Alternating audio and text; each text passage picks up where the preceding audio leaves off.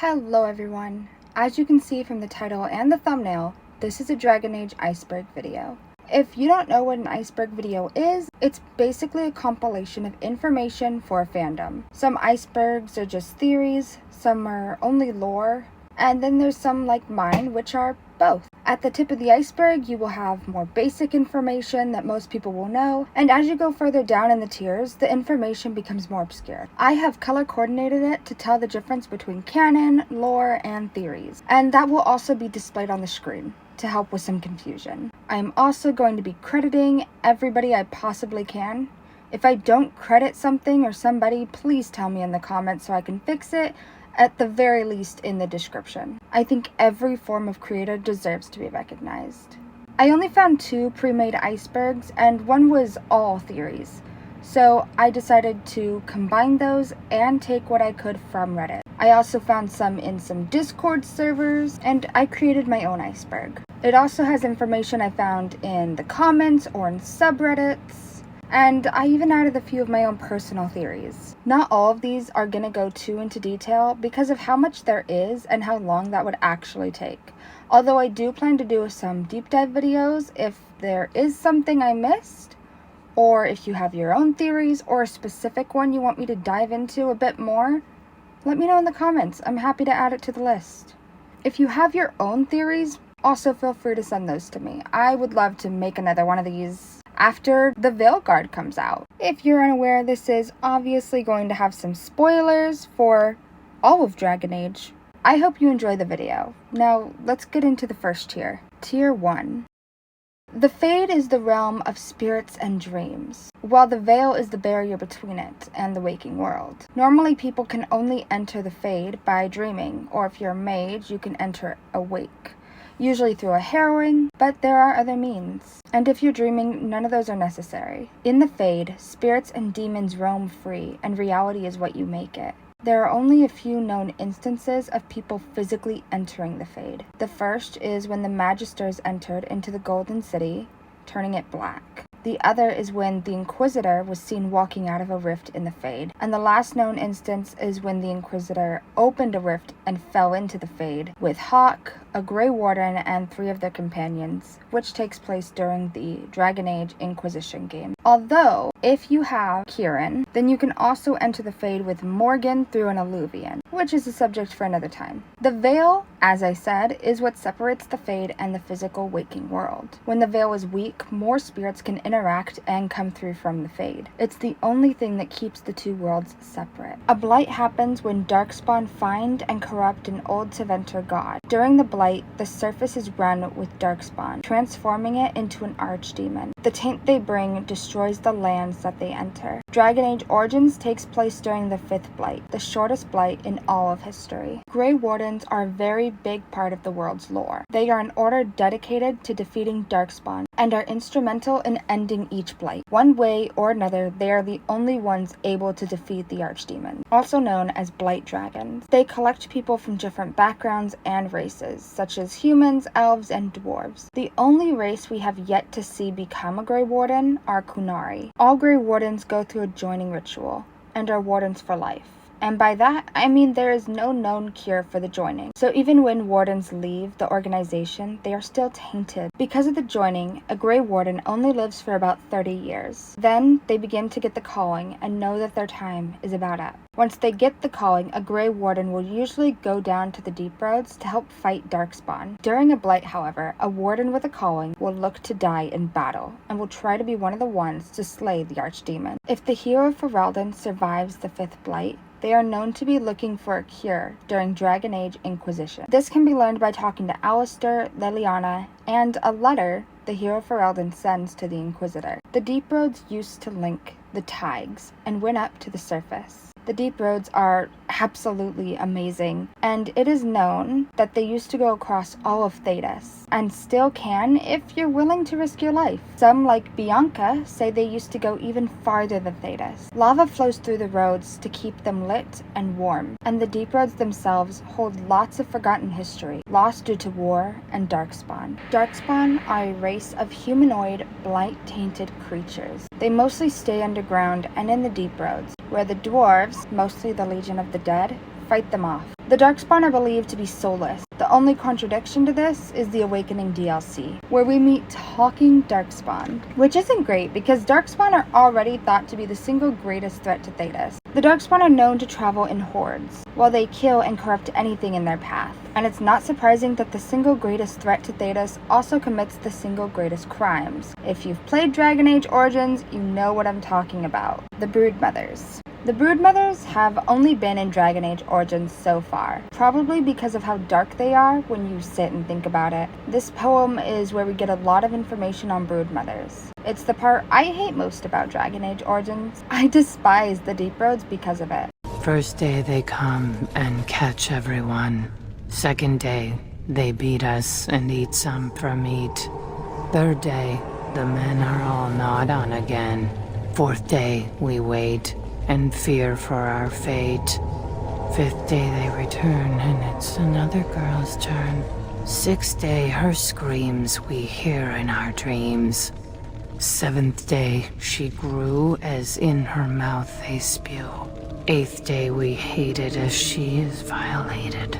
Ninth day she grins and devours her kin. Now she does feast as she's become the beast. Basically, a woman is taken, fed Darkspawn, fed prisoners, and is non-consensually taken. Due to this, she will become a broodmother. The very beings give birth to Darkspawn. The race of the abducted woman determines what type of Darkspawn she will give birth to. A human broodmother creates Herlocks, elves make shrieks, dwarves make genlocks, and Kunari create ogres. Another form of Darkspawn is an archdemon. The archdemon is the spirit of an old god manifested into a dragon, corrupted by the Darkspawn, creating a Darkspawn-looking dragon. No one knows why the Darkspawn search out the old gods, but once it does, it is corrupted. And once the dragon is corrupted, it leads the herd of Darkspawn and begins a blight.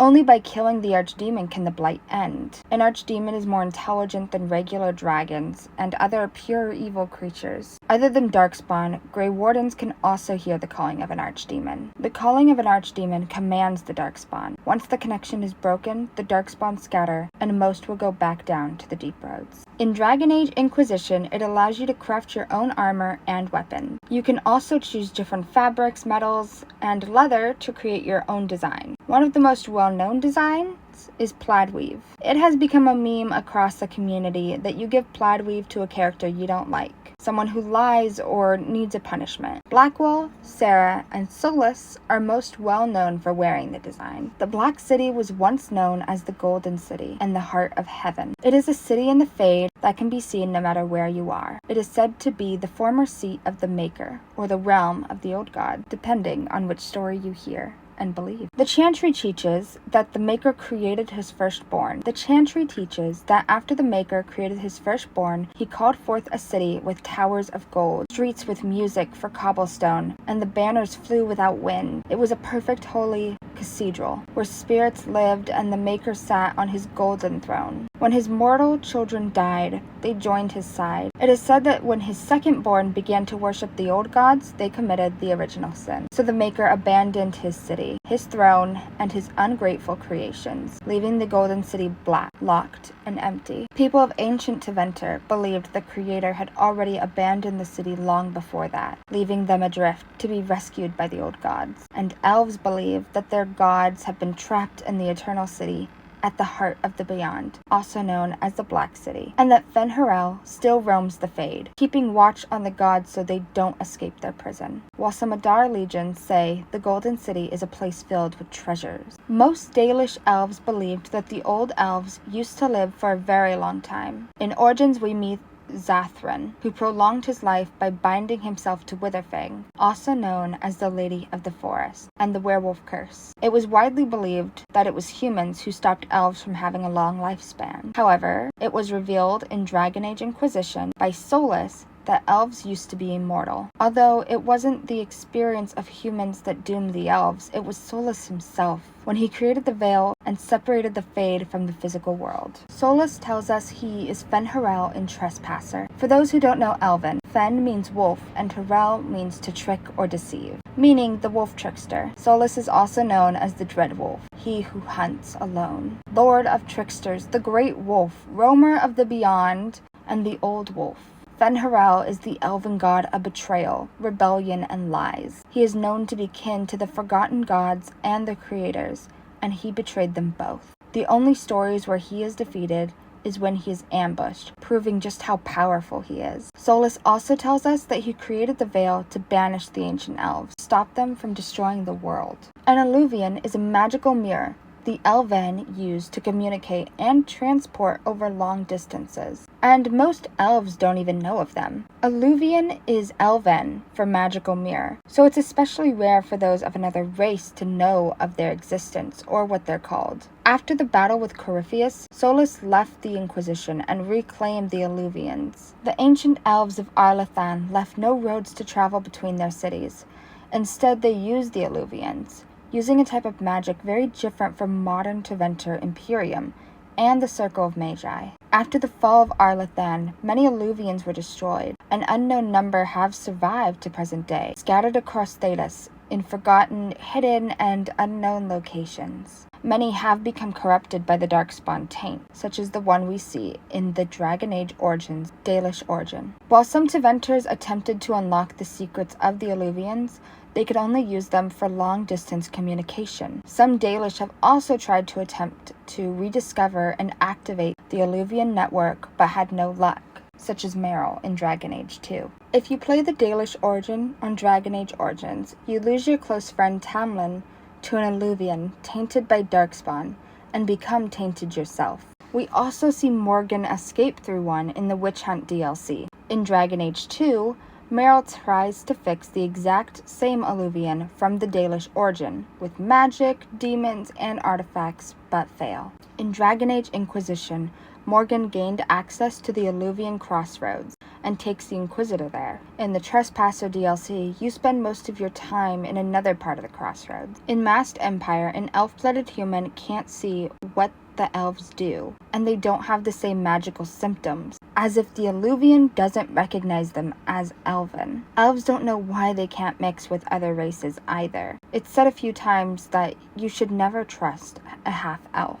If you play Dragon Age Inquisition and you go into the Alluvian crossroads, as a human and as Lavellan, you can see a difference. It's definitely more beautiful as an elf. It is widely hinted at that Alistair is half-elf. It's believed his mother is Fiona, who got pregnant as a Grey Warden by King Merrick, and gave birth to him in the Deep Roads. Then she gave Alistair to Merrick and asked that Alistair be told his mother was human and dead, so that he wouldn't be burdened by being an elf, as Thedas is very racist towards them. Half-elf children always appear as their other race, so half-elf and human children appear and are often passed on as human to avoid the discrimination. After giving birth, Fiona became cured from the taint, the only known person to be cured. She then left the Wardens and returned to the Circle. This is mentioned in The Calling. And if the Inquisitor sides with the mages, you get to meet Fiona, who will ask how Alistair is and how she used to know his father. However, she doesn't wish to meet him when offered the chance. This means Galdana, from Origins, is not actually Alistair's sister,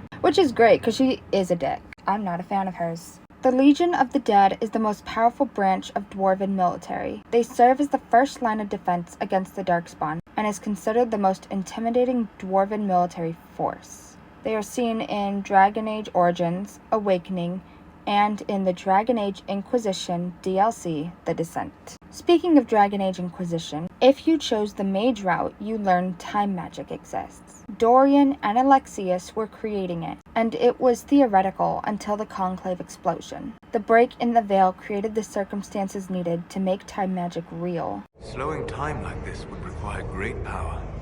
It may be what drew them here. Time-altering magic.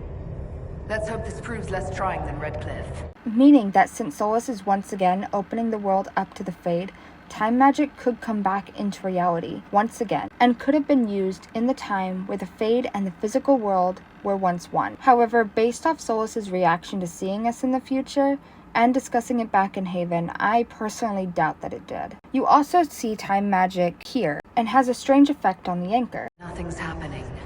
The magic here is interfering with the anchor.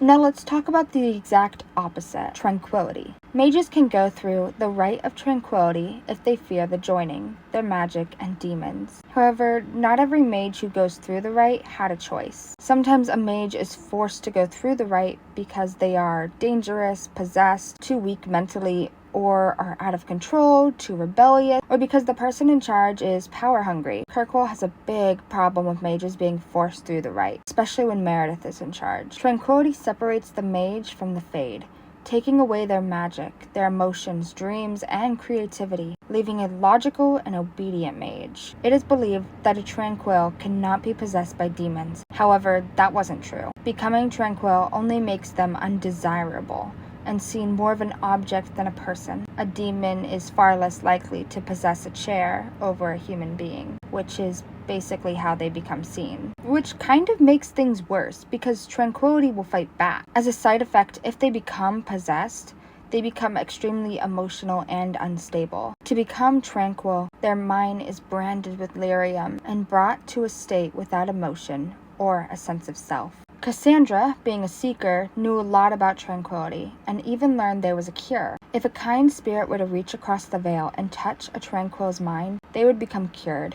It happens to be a ritual performed on the seekers without their knowledge. However, it has only been done within a short amount of time of being made tranquil. We also see Anders temporarily cure his friend's tranquility when Justice took him over. Spirits are connected to the Fade. Fade is connected to magic, so reconnecting a Tranquil to a Fade spirit can reverse the rite. It's unknown how a Tranquil would react to sharing their body with a spirit. It could corrupt the spirit or make the host body go insane. If it has been done, it hasn't been mentioned. As mentioned, lyrium is used in the Rite of Tranquility, but it has a much larger role in Thetis than just that. Although it is used to separate a mage from the Fade in the Rite, it's usually used to strengthen a mage's bond to the Fade. Lyrium is a valuable but dangerous material that forms beneath the surface of Thetis. It is known to be very volatile and explode for no reason. Physical contact for anyone who isn't a dwarf is known to cause serious damage and can kill a mage. The Dwarven mining caste is the only group capable of mining lyrium safely, turning it into a less dangerous and more useful form. Lyrium is used to strengthen a mage's natural magical ability. Mages use it to enter the Fade, especially in rituals like the Harrowing, done in the Circle of Magi. It is used for enchantments, ruins, and engineering, such as bombs. Some mages are known to have physical mutations due to prolonged exposure and ingestion. Templars use it to dispel magical abilities, though. Although ingesting it is very addictive, especially for Templars. Cullen says that as a side effect, Templars lose their memory. It is highly suggested that spirits are immune to lyrium's toxic side effects, since Justice is able to wear a ring of lyrium in Awakening. Red lyrium is a more potent and addictive form of lyrium. We first learn about it when Varric, Hawk, Bartran, and Hawk's friends join the Deep Roads expedition and discover the red lyrium idol. At first, it was believed to only exist in the idol. However, in Dragon Age Inquisition, you can't turn a corner without seeing some red lyrium. Red lyrium is created when regular lyrium gets corrupted by darkspawn taint, so the blight. After the explosion at the Conclave, red lyrium was found on the surface. It is known to thin the veil, allowing spirits and demons to interact easier with the physical world.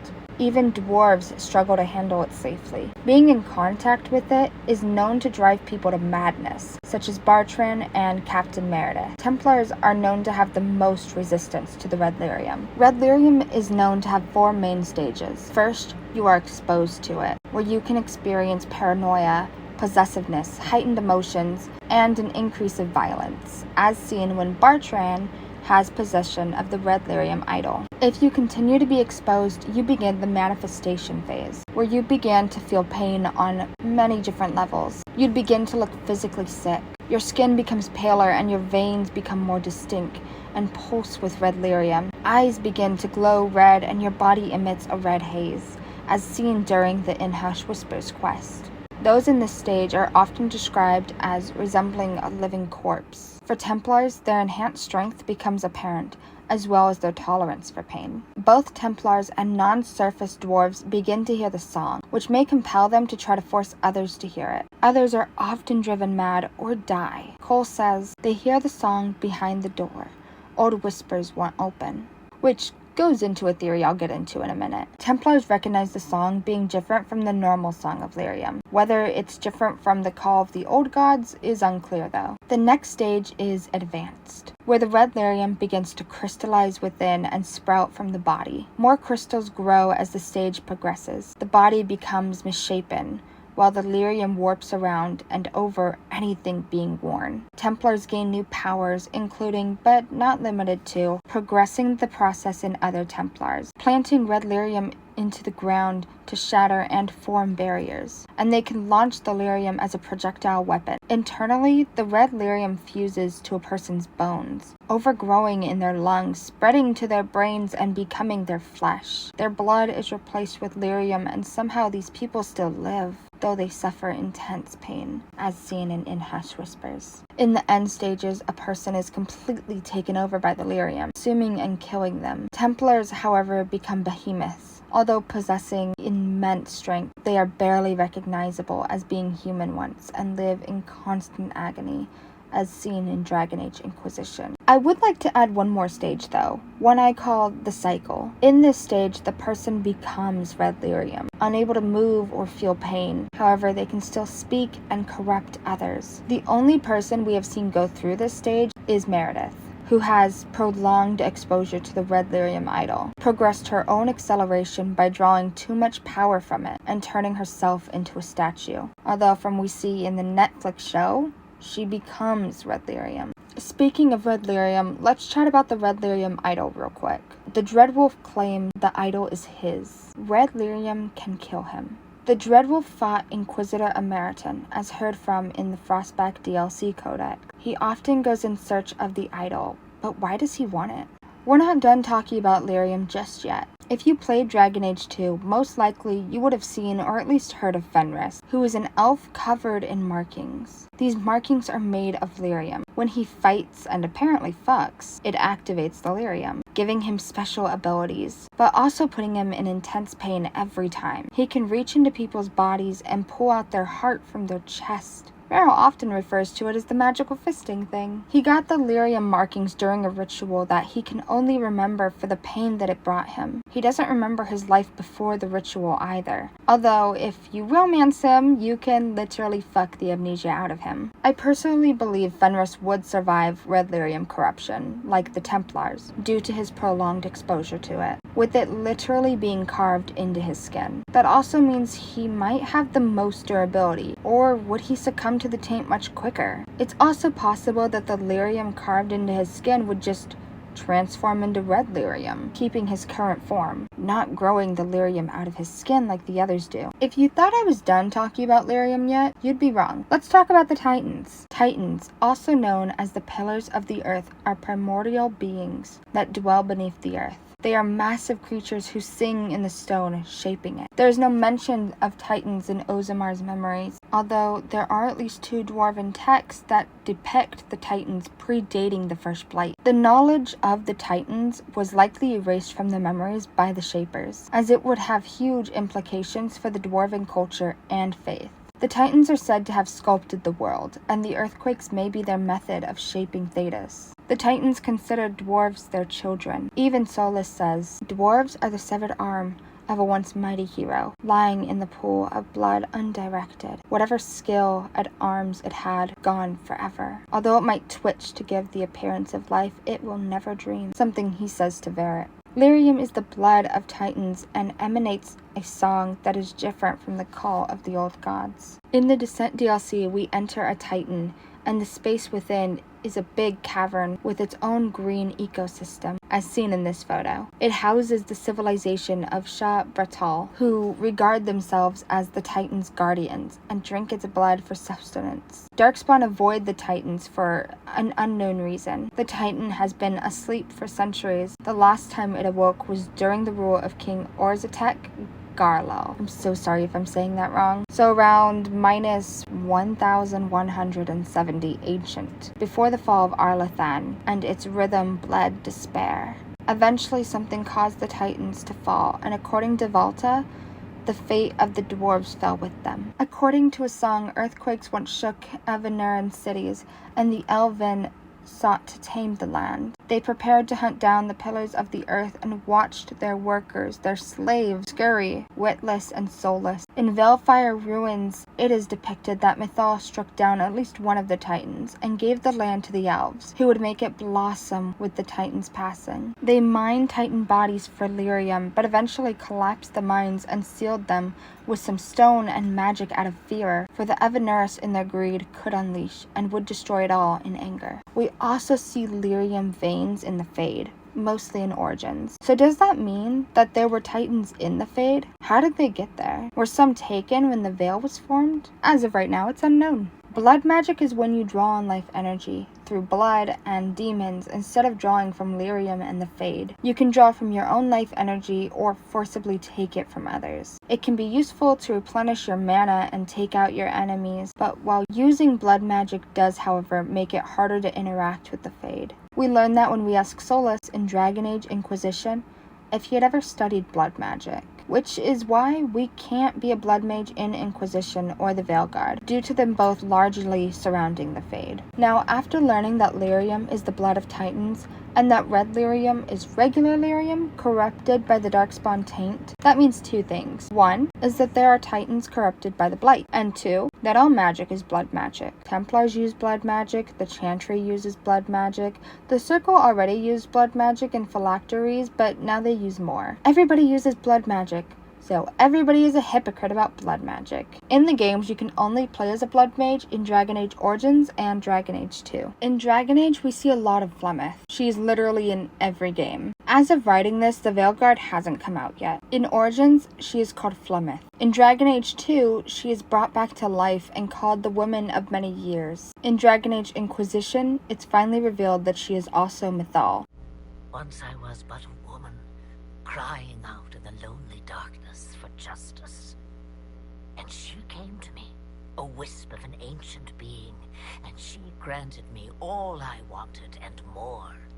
I have carried Mythal through the ages ever since, seeking the justice denied to her. Flemeth and Mythal are one and the same. At the end of Dragon Age Inquisition, we see Solus kill her and take her powers. However, we also see her sending her power through the Alluvion. So not only does some of Mythal survive through Solus, but she is also wherever she sent it. It's widely believed that Mythal sent her power to her daughter, who Kieran calls the Inheritor. Mythal explains in Dragon Age 2 that it is possible for more than one version of her to exist. Depending on what you choose to do in Origins, decides if that's true or not. Personally, I murdered Flemeth for the sake of my bestie and sister, Morgan. Mythal has a well of sorrows in the Temple of Mythal, where every servant of Mythal would enter near the end of their lives and pass on their knowledge. Thus it contains all their collective knowledge and the ways of the ancient elves. Since Solus took in the power of Mythal, it's believed he can now control whoever drank from the Well of Sorrows, like Mythal did and displayed in the game. Sticking with theories, let's talk about one of the most well-known amongst the fandom. Liliana is believed to be a spirit. This didn't come out of nowhere though. If you kill Liliana in Origin, she not only returns in Dragon Age Inquisition, but also in Dragon Age 2, in the Mark of the Assassin DLC. In both, she mentions how she died by the hero of Ferelden's hand, and doesn't remember how she survived. If she's not made divine in Dragon Age Inquisition, she will disappear as if she had never existed in the epilogue. She won't leave any clues behind, and since the Veilguard isn't out yet, we have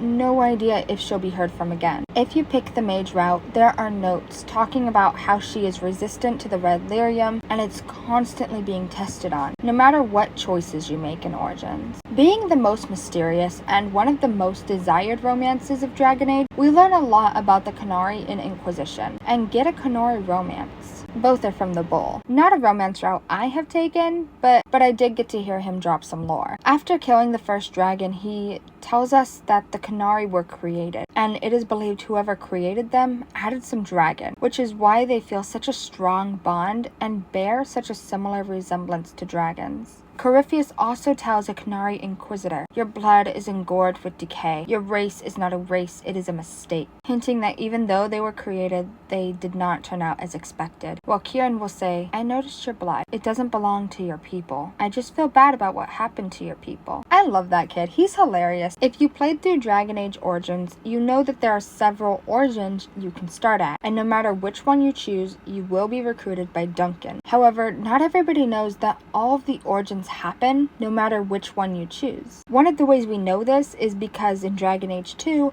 Meryl will talk about how she met Duncan, even if the hero Ferelden was not Dalish. In Inquisition, we can also see an Alluvian and 2 Dalish elves that would have died during the Dalish origin. Without Duncan there to save the Dalish origin character, both die by the Alluvian. Baline's sibling would have been erased from the memories, so there wouldn't be a record of them. A common dwarf would have been killed by Jarva. A circle mage would have been made tranquil. A human noble would have died with the rest of their family or lived their life on the run, and a city elf, or at least a female one, would have been non-consensually taken, sold into slavery, and or killed. The one Duncan finds, the one you choose, will go on to become the hero of Ferelden. Everybody else will succumb to their fate. Duncan meets Meryl and her clan, even if the hero of Ferelden isn't Dalish. Maybe he meets everybody, but leaves before going to his last location, wherever the hero of Ferelden is. In my case, the Circle, which would explain why there is only one Circle origin. Joan can't betray everybody twice, and whatever happens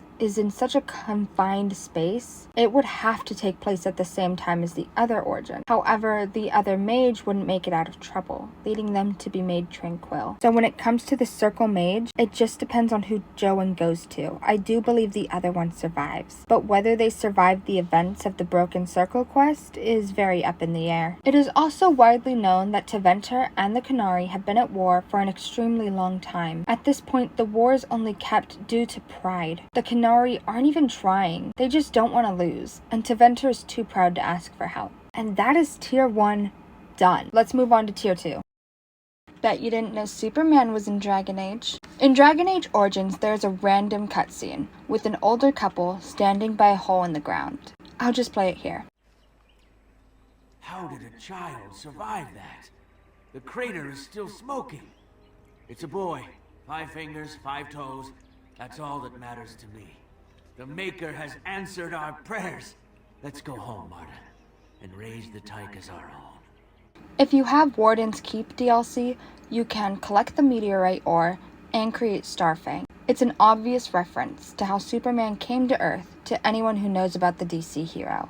It is, however, a blink and you'll miss it cutscene. Keeping with DLC, in the Descent DLC in Inquisition, there is a hidden scene where you meet the Nug King. It's not the same kind Varric brings up at the start, but it is a funny scene.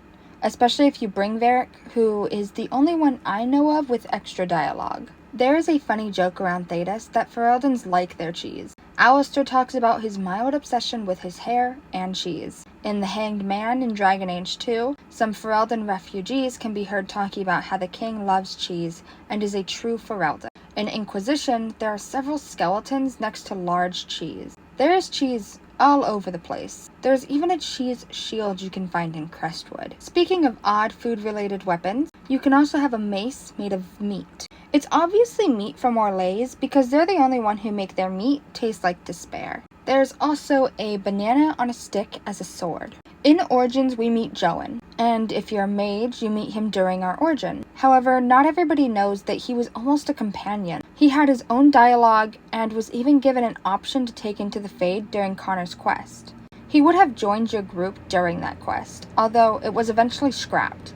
However, if you release Joan from the dungeon, you can find him later in-game protecting refugees from the Blight. Ever wonder why we stick to Thedas in the games? Well, in Dragon Age Inquisition, at a war table meeting, there is banter between the advisors, where we learn that no one has explored across the sea, making Thedas the only known continent. On the maps, Thedas is shown as flat, with no globe in sight, leaving many to speculate that it is, in fact, flat. Now, I started this iceberg long before the Veilguard trailer dropped, and before the Veilguard was even the Veilguard. I started this back when it was the Dreadwolf. So even though this is only Tier 2, this should now be on Tier 1 at this point. But new griffin eggs were discovered. as everyone now knows thanks to Asan. So the Griffins are back. Enchantment! Enchantment! Enchantment! Enchantment! Enchantment! The man, the myth, the dwarf, the legend, enchantment?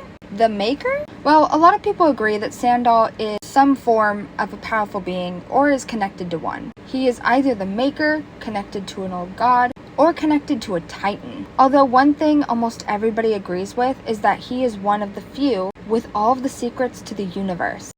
One day the magic will come back. All of it. Everyone will be just like they were. The shadows will part, and the skies will open wide. Huh? What's this? When he rises, everyone will see. By the ancestors, what's gotten into you, my boy? Enchantment? This is because he says out-of-pocket things and froze Darkspawn, and the only thing he said after that was not enchantment. Although the devs could also be the maker. That is also a well-known theory. Dwarves are a big part of Thedas. They mine the lyrium everybody uses. They fight back the Darkspawn constantly below the surface. Not just during a blight, just overall play a major role in the economy of Thedas. However, the dwarves have suffered a lot. They are near extinction, although it is believed that the dwarves we discover in the Descent DLC are a much larger colony than expected. A very well-known dwarf is Dagna, who we first meet in Origins, where you have the choice to let her study in the Circle of Magi, or tell her to give up on her dreams. Either way, she learns magic, and we meet her again in Inquisition. She is totally adorable, a bit quirky, kind, and extremely intelligent. She has an amazing talent when it comes to enchant, being the only rival to Sandal. I adore her. I didn't realize how many people didn't know about her before Inquisition, because you can completely miss her. Dagna leaves Ozamar and becomes castless, losing her family by being disowned by her father. Although she misses home, she is extremely happy doing what she loves. I only wish we could take her down to the Titan and let her get some magical powers for herself. The Veilguard release date trailer just dropped, and Harding has magic, which means Dagna should have her magic, and honestly, good for her. She deserves it. I am so happy for her. In Thedas, but mostly in Arlaise, there are Harlequins. I'm not actually sure how you're supposed to pronounce it, but that's how I'm doing it until I'm corrected. An elite group of rogues, often employed by nobility. They were first seen in Dragon Age 2 during the Mark of the Assassin DLC. There's even a hidden quest in Dragon Age Inquisition Trespasser DLC. Speaking of nobility, it turns out Kaelin planned to marry Celine, which explains a bit on why he was so adamant that Orlaise would help him with the Blight. There were letters found in Kaelin's chest in Ostagar that state Celine did intend to enter into an alliance by marriage. Some believe that Loghain's hatred for Orlaise is why he let King Kaelin die. That, and he planned to leave his wife, one way or another. While we're on the subject of Ferelden royalty, let's talk about King Merrick. There's a surprisingly well-known and popular theory that Merrick is also Morgan's father. Although I'm not a big fan of this theory because Morgan can have a kid with Alistair and they would be siblings. It's just disgusting the more you think about it. Another theory for who Morgan's father is a bit less disturbing would be Malcolm, Hawke, Bethany, and Carver's father. Something interesting I learned while editing all of this is when you look up Malcolm without adding Hawke to the end, you get photos of the guy from the Origins trailer. So that's a thing. Speaking of Hawke's family, it's believed that if you leave Hawke in the Fade, she is the only one who can survive it and return. This theory comes from something Flemeth told Hawke. We stand on the precipice of change. The world fears the inevitable plummet into the abyss. Watch for that moment, and when it comes, do not hesitate to leap.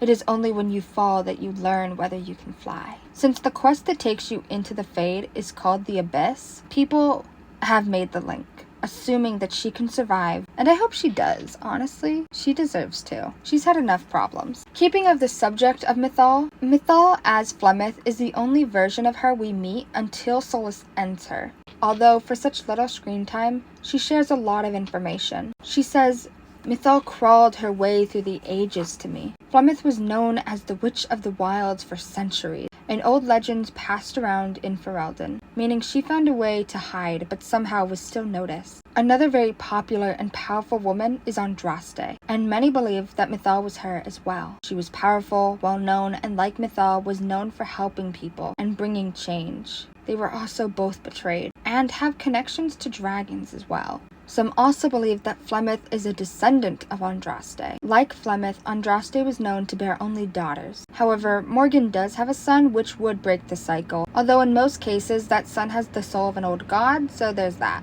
Let's keep on the subject of Andraste though. In Origins, we meet a cult protecting a dragon and claiming it is Andraste. Some people believe that that's true, that Andraste was reborn as a dragon, much like the old gods that become archdemons. In Inquisition, we learned that the Chantry rewrote the Inquisition's history to hide the fact that the last Inquisitor, Inquisitor Ameridan, was a Dalish elf. And many people, including myself, believe that the Chantry did the same thing with Andraste. The most popular theories and my personal canon is that Andraste was an elf as well. She had many elves who followed her and she was constantly protecting them. She also talks about how magic should serve men, not rule over them. The Chantry translates that into, don't use your magic, it's dangerous, and if you do, you're only serving yourself. However, Tevinter and I and many other people believe it means you should use your abilities to help people and make the world a better place. We also think this because she herself is a mage who dedicates her life to helping, serving, and protecting people. There's even a book in Ozamar that claims Andraste was a mage, making it hard to tell if this is a theory or canon, if it's a piece of lost history or if it was mistranslated by the dwarves. Who's to say? But the dwarves don't have anything against mages, unlike the Chantry. Speaking of magic, Solas asks Sarah if she had any magical talent. Both Solas and Cole take an interest in her. They often ask her about magic and vision. She even mentions getting weird feelings from the breach and having a lot of deja vu, leading people to believe that she has some form of magic. For elves, magic used to be as natural as breathing, or at least that's how Solas puts it. All Elven used to have the talent. Because the games never come out and say Fiona is Alistair's mother, a lot of people don't believe it. In Origins, Alistair says his mom was a human and died in childbirth, believing his sister was Galdana. Alistair himself wasn't told Fiona was his mom, and Fiona never directly says it either. If you've not read the comics, I wouldn't be surprised if you didn't know Fiona was his mom. BioWare doesn't make it easy to learn lore from one place. Another popular theory is that Valisleen used to be made of lyrium. People think that because in Trespasser, we see art of the Dreadwolf removing Valisleen and freeing the elves. The Valisleen in the art were blue, along with the magic to remove them. If you've romanced Solas and you've had your Valisleen removed, you'd know the spell itself is blue. We also know that when the elves fell, a lot of their history was taken or destroyed. It is well known Tevinter has most of their history. You know what else was in Tevinter? Fenris, whose whole body is covered in lyrium markings. It's possible that Tevinter tried to replicate what the elves used to do, which would mean that the elves could have had the same abilities Fenris now does. Meryl even talks to Fenris about how he has Valisleen like her, although hers and all modern Dalish are made of blood, which is what Valisleen means, blood writing. I think both blood and lyrium were used in the ancient Valisleen. In the Origins opening, we hear from the Chantry that the Golden City turned black when people entered it, while in the Dreadwolf trailer, we see what looks like the Golden City and see it turning black on its own, meaning it's possible the story the chant teaches is wrong, which makes sense since Solas was around during the time when nobody from the modern Chantry was. Whether that was done on purpose or history got lost over time is unsure. However, with the Chantry's fear of magic, spirits, and the Fade, I think it was likely done on purpose. Speaking of spirits, I want to talk about one of my favorite theories, that elves used to be spirits. Now, this theory isn't out of nowhere. There's a surprising amount in-game that hints and supports this theory, such as Kieran. If he plays an elf inquisitor and he has the spirit of an old god, he will then say, I don't understand why your people would want to look like that. Cole says he was wisdom. He didn't want to take form, but did so when she asked. It left a scar when he burned her off his face. Assuming Solith is he and she is Mythal, this could be why elves are known to be the most connected with magic out of all the races. And Solas does have a scar that would perfectly resemble where Mythal's Valisleen would be. If you take Cole with you in Trespasser, he will say he wants to give wisdom, not orders. Cole also finally has some relief that he's meant to be. It is normal for spirits to take physical form. Solus says that the first of his people were not so easily killed. In Dragon Age 2, Flemeth put part of her soul in an amulet and is brought back with it later. She tells Hawke that she only had to put a little in to survive. While in Inquisition, Solus says spirits don't die. They reappear as part of themselves, but are not always the same. So it's believed by putting part of their spirit or soul into an object, they get reborn as themselves, and not another version without memory. Which is why many believe the Evanuris were all spirits who took physical form, and are extremely powerful. How they were more powerful than others is unknown, although Solus did say there are many kinds of spirits. What they become is based off the idea and emotions that surround them. If forced to become something they are not, they become demonic, like we see in Fated for Her questline. While with Cole, he chose to come and kept a normal form. Elves being from spirits could also explain why elves don't mix well with other races. You see, if an elf has a child with any other race, the child will not look like an elf at all. Take Fenriel and Alistair, for example. Both are human and elf mixed, but appear human. Neither have pointy ears or body shapes. They can also distinctly see things differently in the crossroads. A half-elf can't see or do what a regular elf does. At the end of Inquisition, we see Solus taking the power or spirit of Mythal. Many believe that since they have become intertwined, that she has taken over a part of him, which makes sense because Flemeth says that she and Mythal have become one. We also see Mythal be in others' heads, such as secretly commanding whoever drank from the Well of Sorrows. If the Inquisitor drank, Solus will yell at them for giving up a part of themselves. They have given themselves into the service of an ancient elven god, and if you romance Solus, there is a very popular theory that one of the reasons he took in Mythal was so Llewellyn couldn't be controlled by her, and giving her back her free will, since he never tries to command her and trespass her. Many also believe that the old gods and the Evanuris are the same. One of the reasons this is so popular is because even in our world, we have similar gods in different religions that could also depict being the same. If you don't know who I'm talking about, I'll go over them real quick. I'm not going to go too into their backgrounds though. Starting with the old gods in Blight order, since the old gods are non-corrupted forms of the archdemons. First you have Dumont, the dragon of silence. Then you have Zekiel, the dragon of chaos. Third is Toth, the dragon of fire, and Droil, the dragon of slaves. And for the fifth blight we have Euthemiel, the dragon of beauty. The fifth blight was the last one to take place, so these next two haven't been unleashed, tainted, or killed yet. There's Razikael, the dragon of mystery, and Lusican, the dragon of night. I'm probably butchering some of these words and names, my bad. Now I'll go over the Evanuris. We've got Elganon, the god of vengeance. Falundin, a friend to the dead and their guide. His brother Durthamen, the keeper of secrets. There's Andril,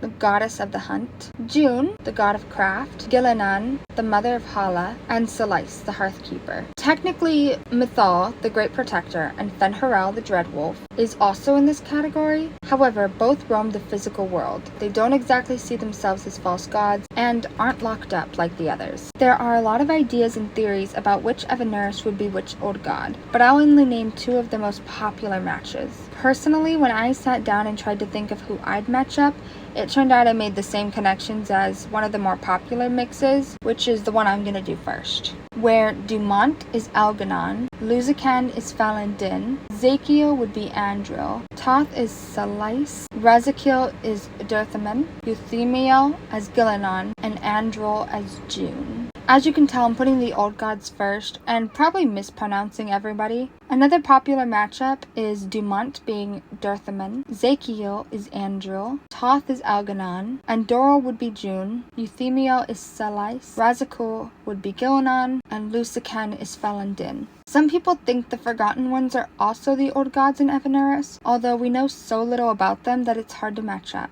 Although we do know of Geldonan, although we really just know their name. We also know Anaris, who was tricked by Fenharel during a duel with Andril. Then there is Durenthal, but we also just know their name. Finally, there's Fenharel, who is known to have walked, socialized, and trusted by both the Forgotten Ones and the Evanuris, despite not being a part of either group. I butchered so much of that, I am so sorry. Let's jump on something I can pronounce.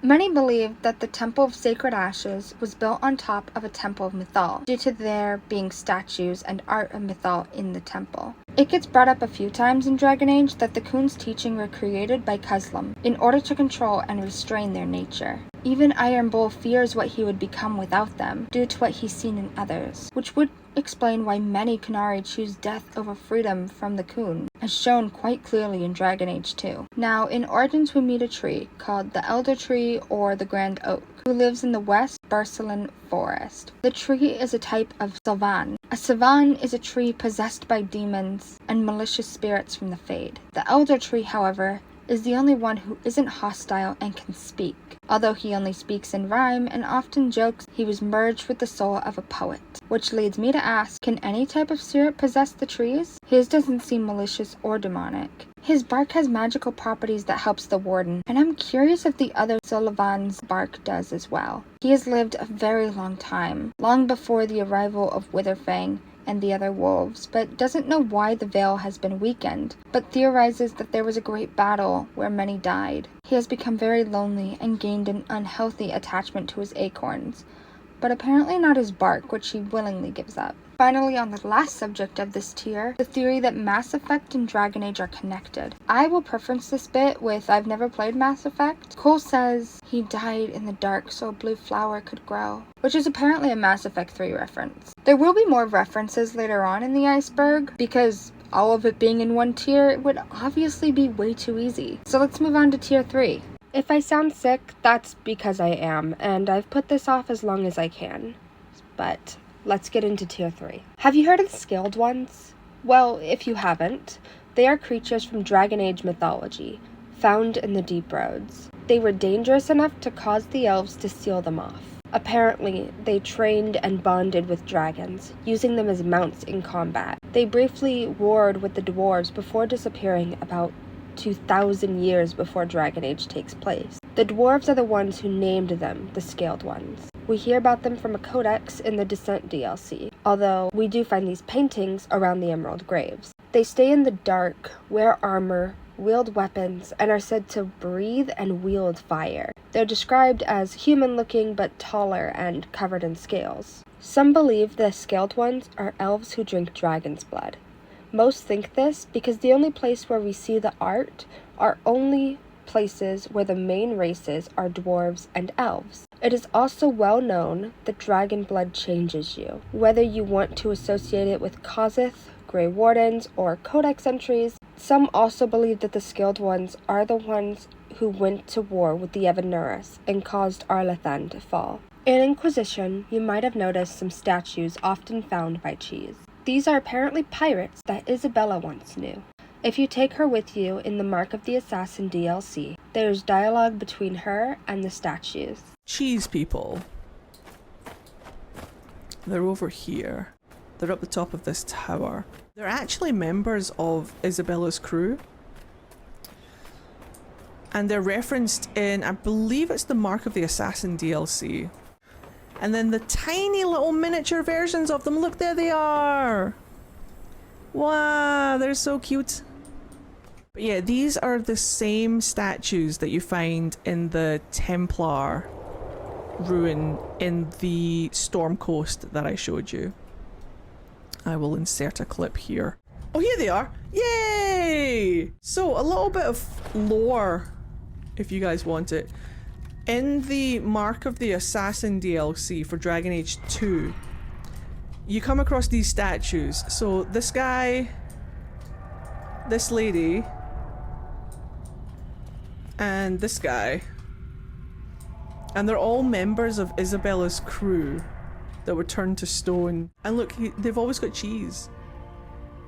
That's why I call them the cheese people. The quest is called Pirates and Their Curses. And it's Isabella's quest in Mark of the Assassin. Their names are Paisley Pete, Knife-Eared Jan, and Left Hand Rowley. I told you not to take it apart. What's that to do with the price of beans? It's the curse what got us. Quit arguing. Some of us are doomed to listen to you go on forever. Yo! Ho! What did you call me? Who said that? Captain! Captain Isabella, sir. Over here. That statue is talking to me. That statue is talking to me. It's me, Paisley Pete, crew of the Wicked Dancer, helped you board that Navaran brig. I remember your help. I also remember that your Captain Maldine tried to claim all the booty. Aye, and then Maldine put a curse on us, the scurvy bastard. Only another sea captain can lift it. Captain Maldine didn't want nobody taking the dagger and jumping ship, so he put a spell on it. He said any blighter who took it from a rightful captain would turn to stone. But who believes in curses? I highly suggest you go check out his video, which has a lot more of the lore and is a bit more in depth. And thank you for letting me use your video for this. I really appreciate it. In Dragon Age 2, Meryl asks about Sir Pouncelot and begins to describe Puss in Boots. Sir Pouncelot, who knighted him? Did he have a little sword or just his claws? I bet he had a dashing hat with a feather in it. And Anders tells her to stop picking on the cat. But I think she's serious. She's that kind of girl. She's so sweet. Another popular theory is that the first warden was one of the Magister's sidewheel that entered the Golden City, since entering the city is what unleashed Darkspawn, and the only Magisters we've seen is Corythius and the Architect, who was known to be original Darkspawn. And you need the Darkspawn taint to become a warden. I can see how these dots were connected. The only thing missing is the blood of an archdemon. However, it was a long time ago. It's possible it was involved somehow. Because, as we all know at this point, unleashing the Darkspawn created the first Blight, and the first Blight was led by Dumont. They could have gotten his blood.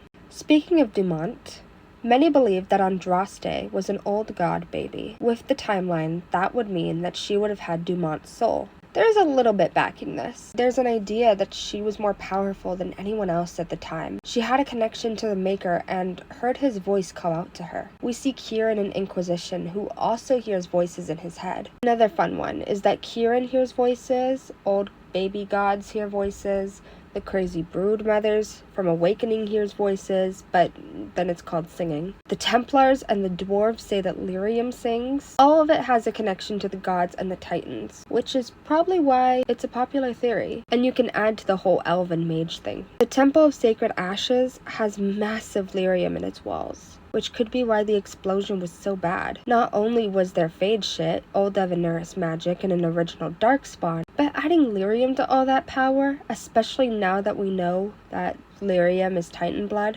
So add that, and it's no wonder there was a big boom that ripped a hole through the veil. Seriously, Solus, what did you think was going to happen? There are also two very contradicting theories about the Maker that are very popular, such as the Maker being a spirit, probably one of wisdom or compassion. The other is that the Maker never existed, that the Chantry made him up, or Andraste did. There's also a theory that Solus is the Maker, which pairs well with Andraste being Mythal, although Andraste is known as the bride to the Maker, but Solus and Mythal have weird vibes, so probably. Solus is also believed to have created Darkspawn. It could be as a deterrent or a way to lock away the Evanuris, who knows, but to be honest, I don't know why that egg does anything. Which goes with the fact that the Evanuris are locked away. We know they're locked by the Veil, although some think they're also locked in the Golden or Black City. Although we don't know for sure, a lot of people believe Arlathan is the Golden City. While on the subject of the Fade, Kirkwall is supposedly where the Magister's sidewheel breached the Fade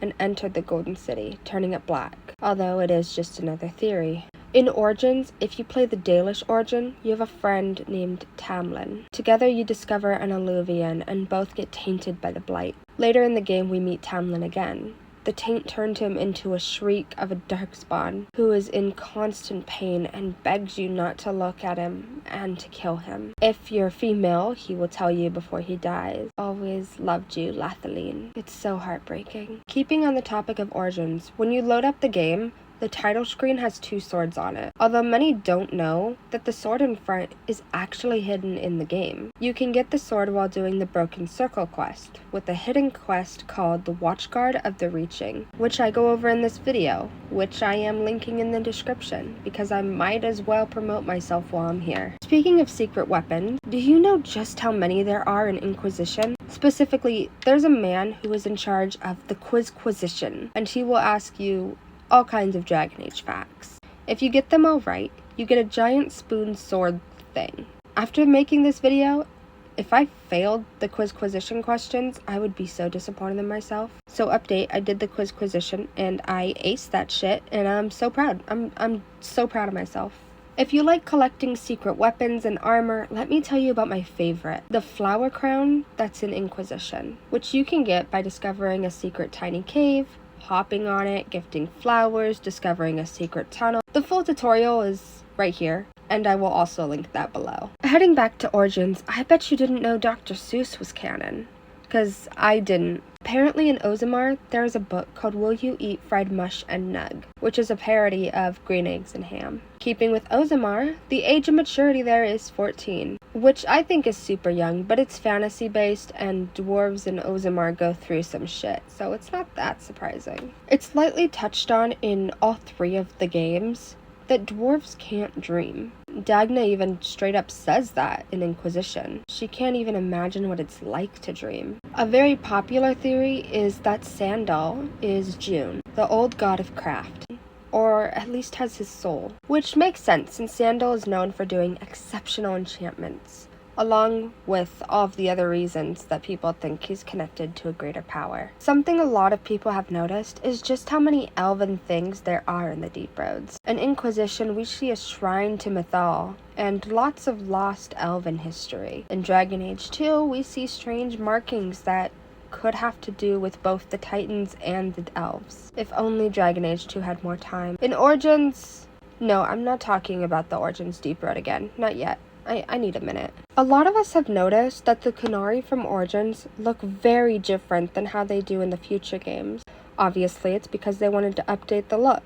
They originally wanted to give them the look they have in the future games, but clearly it didn't pan out. The in-game explanation is much better. The Qun believe that Qunari born without horns are destined for greatness, and often get better roles in their society. Which might be why Sten becomes Arishot, which is like the ruler of the Qunari. However, Qunari with their horns cut off are Talvashoff, which is disowned, dishonored, and sometimes runaways. Alright, so that was tier 3. I know I had a lot of theories, and I'm sorry, but that's only gonna get worse. Tier 6 and 7 have the most theories, but let's move on to Tier 4. There is a theory that I find quite interesting, that the old gods serve as seals to the Black City, and once they're all dead, there will be an endless blight. Although that makes me think, do they have to be dead, or just killed in their archdemon or dragon form? Because as we know, there are old god babies like Kieran. Would he have to die in order for the seals to break, or was it broken when Kieran obtained Euthemiel's soul? Many also believe that the next blight is going to be a double blight, due to the fact that it's almost the end of the Dragon Age. This theory came from some Dreadwolf art that has 2 dragons and Darkspawn fighting 3 people, as displayed in this photo. Another interesting theory is that the Golden Orb Black City is a Titan. Although many believe that, it's uncertain if the Titan is alive or not. Some think it's the Titan Mythal killed, while others think it fell asleep during or after the creation of the Veil. We have seen the inside of one Titan, but the Fade is twisty and things there change a lot. We know Titans existed before the split, so it's possible some stayed or was trapped in the Fade. That and we find lyrium veins in the Fade. That's gotta be something. It's also highly believed that Titans and Great Dragons are primordial beings, essential for Thetis' continued existence. Yavanna said that Great Dragon's blood is the blood of the world.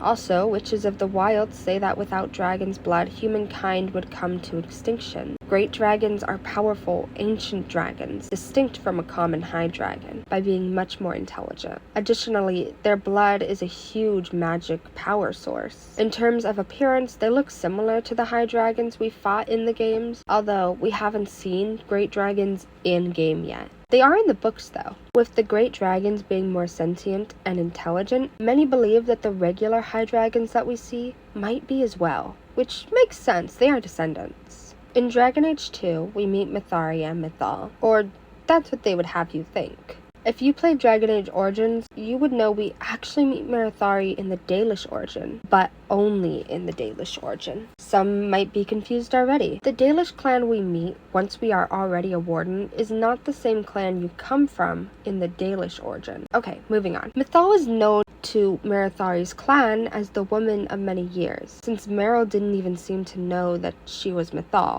and Meryl was Marathari's first, which is like the new leader in training. Since Meryl didn't know, it's very possible, but Marathari herself also didn't. I got off topic, so anyway. In Dragon Age 2, Marathari mentions that she owed Mythal a favor, and that is why her clan brought Mythal back. We don't actually know why she owed Mythal a favor. That doesn't stop the theories, though. Personally, I think it has something to do with the Alluvian we discover in the Dalish origin that Meryl is trying to fix in Dragon Age 2. But really, who knows? It's just a thing, and it made a list. While on the subject of Mythal, some people think that Solus is Mythal's champion. All the Evaneris are known to have one, and it's very likely that Solus was Mythal's. He is her knight, the one by her side using his power to protect and avenge her. Felisan! He is hard to get information on, let me tell you. But luckily, I know a girlie on TikTok, and I bet you would never guess. But her name is Felisan. She's amazing, and she made a video about the character that I can add in. This is going to be a long video where I basically try to explain who Felisan is as a character and his role in the Masked Empire. I've been told by multiple people that I am their first introduction to Felisan, which is what an honor, first of all. But I realised that there's not a lot of content on Felisan on TikTok specifically, and so people find my videos and they're like, who is he? So I'm going to attempt to explain him. So to start, Felisan is a side character in the book The Masked Empire, written by Patrick Weeks. Now, in short, The Masked Empire follows the story of Briala and Selene before the events of Inquisition. It follows the events before the Orlesian Civil War, and we also learn how Briala got the Alluvians. Now, we first meet Felisan in the book when Briala is trying to track down Michel de Chavannes, I think that's how you say his name, and he arrives to help her out. And we learn that their relationship is essentially a mentor-student dynamic. And Briala met Felisan after she ran away from Orlais when her parents were murdered for the game. She went searching for the Dalish, but instead she was found by bandits, who before killing Briala were swiftly killed by Felisan, who came to her aid. Now, seeing this altercation, this was the first time Briala had ever seen an elf strike a human, basically opening her eyes to this reality where elves didn't need to fear humans. And Felisan told Briala that if she wants that reality, she needs to forget about the Dalish, she needs to go back to Orlais and back to Selene. And this kickstarts their mentor-student relationship, where basically Felisan kind of raises Briala. Now, from what we know about Felisan at this point, it's that he's a Dalish elf, he's a mage, he's also a dreamer, which is very important. He talks about ancient elven history as if he himself was there, and he also has a penchant for bringing up Fen'Harel, basically teaching her the ways of Fen'Harel by telling her the tales surrounding his trickery and his cleverness. We also know from Felisan's personality that he is quite a carefree lad. He doesn't take anything seriously ever, and he has a disregard for rules as well, as seen when he stands on the grass in an Orlesian garden when he's not supposed to. And his lack of regard for rules also comes from the fact that he backtalks Selene, the Empress of Orlais. He also very much advocates for elven liberation and criticises the way Selene claims to want to help the elves, but her promises basically mean dog shit. However, it is very important to note that despite Felisan's habit of cracking a joke all the time, he can be terrifying when he wants to be. And in fact, Felisan can exhibit quite disturbing behaviour when he wants to. An example of this is when they are interrogating a barkeep in Orlais trying to find Michel, and Felisan goes into great detail about how he can burn people's fingers off and how the fingernail pop off. A very disturbing imagery he paints, but it depicts how scary he can be. Now, the truth about Felisan's identity is that he is an ancient elf. He's not Dalish, and he is an agent of Fen'Harel, but also a friend to Solus. And in the Masked Empire, while Solus is still asleep, Felisan is essentially tasked with taking the Alluvians and, well, giving them to Solus. And all the events of the Masked Empire unravel to the point that Briala is the one who solely has the passphrase to the Alluvians, basically making her the owner of the complete network of Alluvians in Orlais. And Briala, trusting Felasan, loving Felasan, wants to give him the passphrase. And this is the point where Felasan stood to take it all. The players of the game in the Masked Empire are Gaspard, Michelle, Celine, the Dalish, Briala. But it was Felasan who ultimately would have won the game had he let Briala tell him the passphrase to the Illuvians. But he doesn't. He tells her he stops her before she can tell him the passphrase, kisses her on the forehead, which actually incanted a spell that would momentarily knock her out so he could get away from her, so she couldn't follow him, and leaves because he doesn't want Briala telling him the passphrase, because Felasan doesn't even want the opportunity to tell Solus the passphrase. Essentially betraying Solus, betraying the cause of returning the world of the ancient elves because of his love for Briala. And at the end of the book, Felasan ultimately camps alone, has his last meal, goes to sleep, enters the Fade, in which he is confronted by Solus. And Solus ultimately kills Felasan for betraying him. A death that Felasan, by the way, went to gladly. Now, I could spin theories of how Felasan could theoretically survive being killed by Solus, but I'm not going to. What you should know is that at this point, Felasan is presumed dead. And just some additional little tidbits. Felasan has purple eyes, and he has Mythal's Valasleen, ones that especially go around his eyes. He wears very woodsman garbs, very similar to Solus, I think, in Inquisition. Has the appearance of a middle-aged elf. But yeah, I think I explained him. I tried to be as concise as I could, but that is the basic overview of Felasan.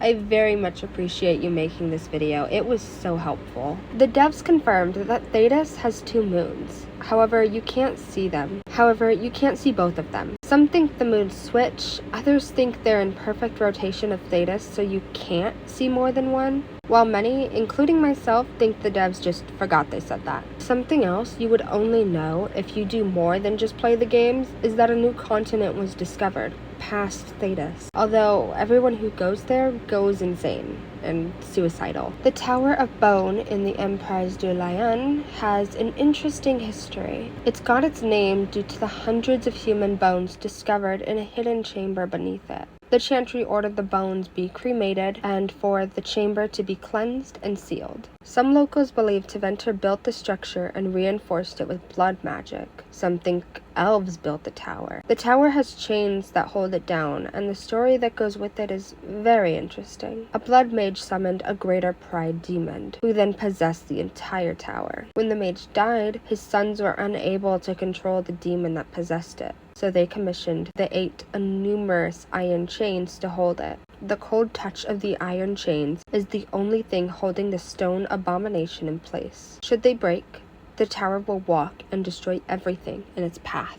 I kind of want to see that happen, I'm not gonna lie. I'm quite curious. Shadow warriors have so far only been seen in Dragon Age 2. They are a powerful shade that appears in the silhouette form of an elven man that takes on the abilities of a rogue, such as stealth and backstabbing. The protagonists are the 4 horsemen, although there is some discourse over which protagonist is which horseman. The most popular and agreed upon is the hero for Elden being Plague. Hawk is Division. And there is a bit of a toss-up between the Inquisitor being Famine and Rook being Death. I often see the 2 of those flipped. Cole talks about a lot of strange things that most people don't understand. Personally, I was trying to link what he said to Dragon Age, but it turns out he talks about media from other places and in our world. I'm not going to go over all of them because there is a lot, but I will go over quite a few, such as, it's made from people. I thought he was talking about red lyrium, but it could be a reference to the film Soylent Green, or the Reapers in Mass Effect. He meant to watch forever. He called himself Sorrow. Again, I thought this was about Abelos, but it could have been a reference to the Sorrow from Metal Gear. She's still behind the curtains in the reading room, watching the blood pool on the floor. I thought this was about Josephine's time as an Orlesian bard, but apparently it's a direct quote from Briala in The Masked Empire, which is Dragon Age, but moving on. I don't even watch Star Wars, but I do know he didn't kill his father, he was his father, is a Star Wars reference. He hunts the killer, but he's the one who killed her. He can't remember. Which is apparently a reference to the film Memento. It wasn't from a flower. He wrote it in the snow. It is a reference to the film Citizen Kane. He was dead the whole time. He didn't know. It is apparently from the film Sixth Sense.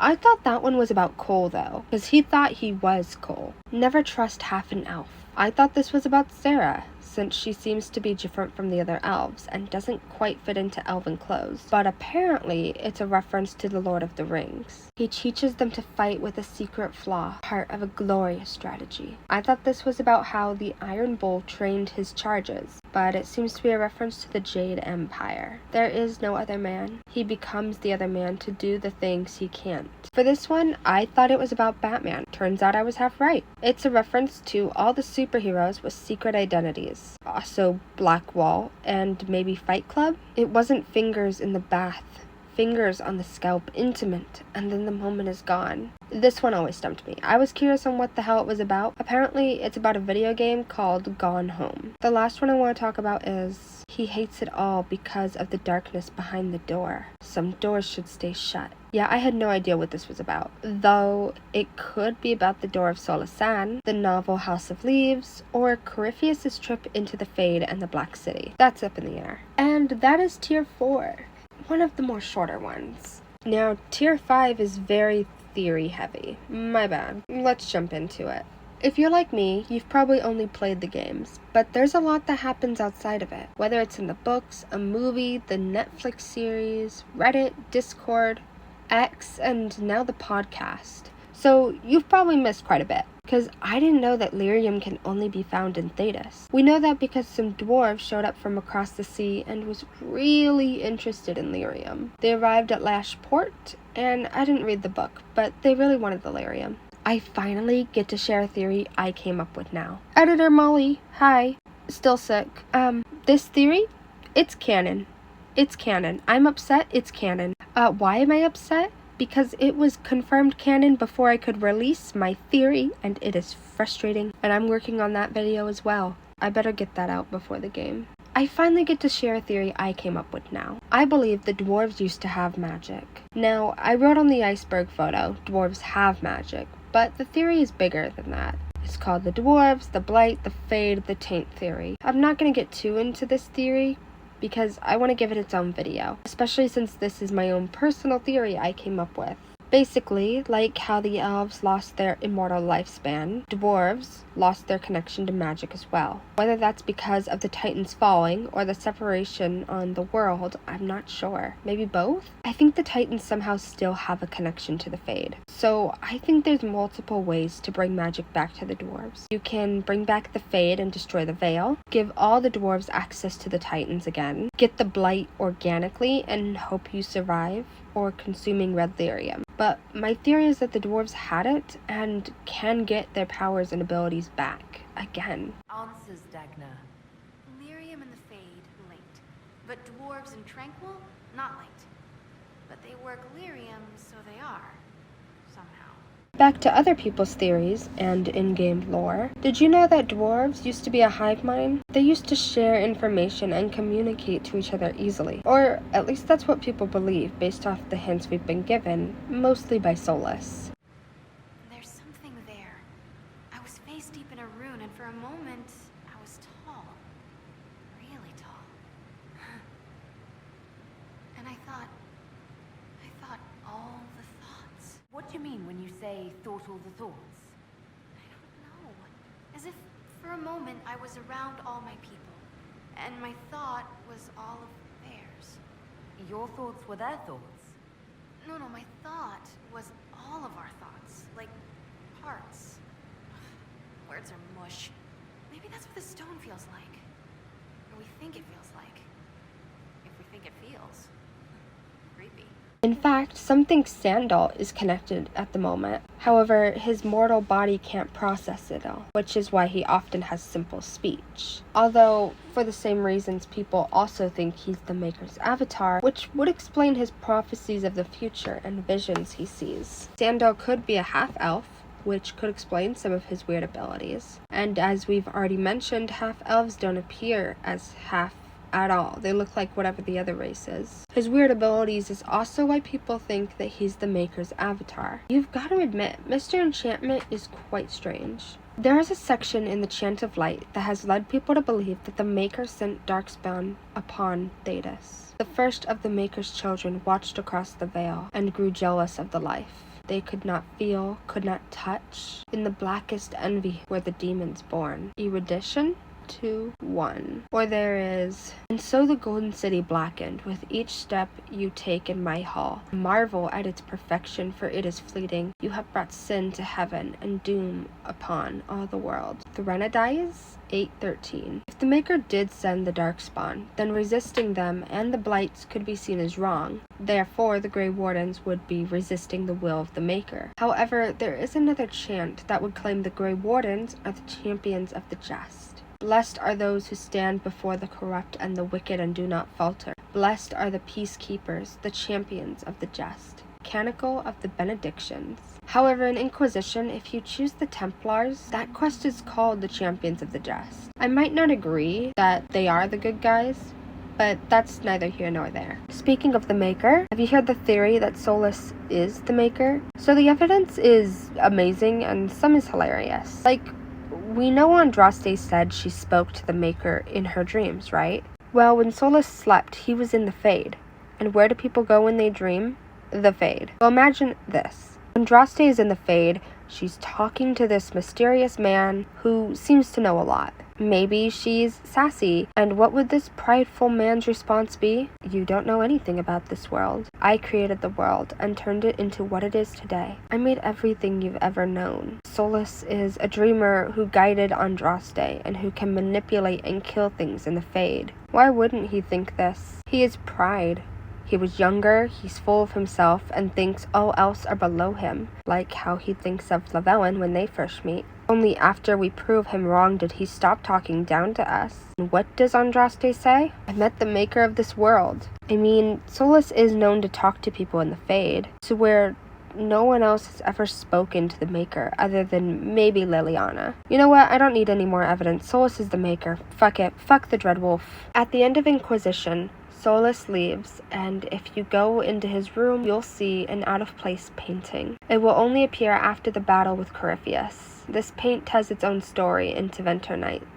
And I'm gonna sum it up. The Inquisition is forced to leave Skyhold behind. People go to do some maintenance and go missing. The strange painting came to life in the form of a regret demon. It talks about how there's so much regret at Skyhold. Solus was consumed by it when he painted. Consumed because he would need to betray his friends. His overwhelming amount of regret took the form of a demon. The demon hurt people that came to Skyhold and killed people before being defeated. The demon does say, "It is the regret of God."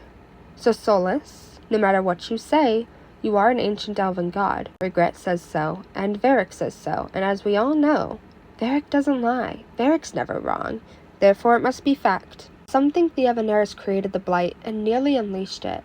However, Solus stopped them and contained it in the Black City, turning the Golden City black from the taint, and would explain the bubble shield that we often see surrounding the city, like a barrier, stopping the Blight from spreading in the Fade. And if they created the Blight, then they would have created Darkspawn as well. Most people think that it would have been Andrul. But let's move on. The Blight being a bioweapon isn't exactly canon or theory. Is the Blight a harmful biological agent? Yes. Is it used as a weapon? That's the tricky part. Who's using it as a weapon would be the question. The Maker? The Darkspawn? The old gods, the Grey Wardens, the Evaneris, a corrupt being, or something we've never seen before. Is it dangerous? Yes. Does it corrupt all in its path? Yes. But that's as far as we can go in canon. The only reason it hasn't taken over Thedas is because people created a group, slightly immune, and have stopped it from spreading. The Grey Wardens. Mythal is behind everything that happened since the creation of the Veil. I hear this one a lot, but no one really goes too much into detail. Here's what I've gathered. Flemeth sent Morgan with the hero Ferelden so she can create an old god baby. She saved Alistair knowing who he was and tried to keep him on the throne. In my case, he did become king. She sent Hawke on her journey to become the champion of Kirkwall and started the rebellion. She talks to Sandal at night, who hates seeing her, by the way, as he mentioned seeing an old woman in Dragon Age 2. The old lady is scary. There is no old lady, Sandal.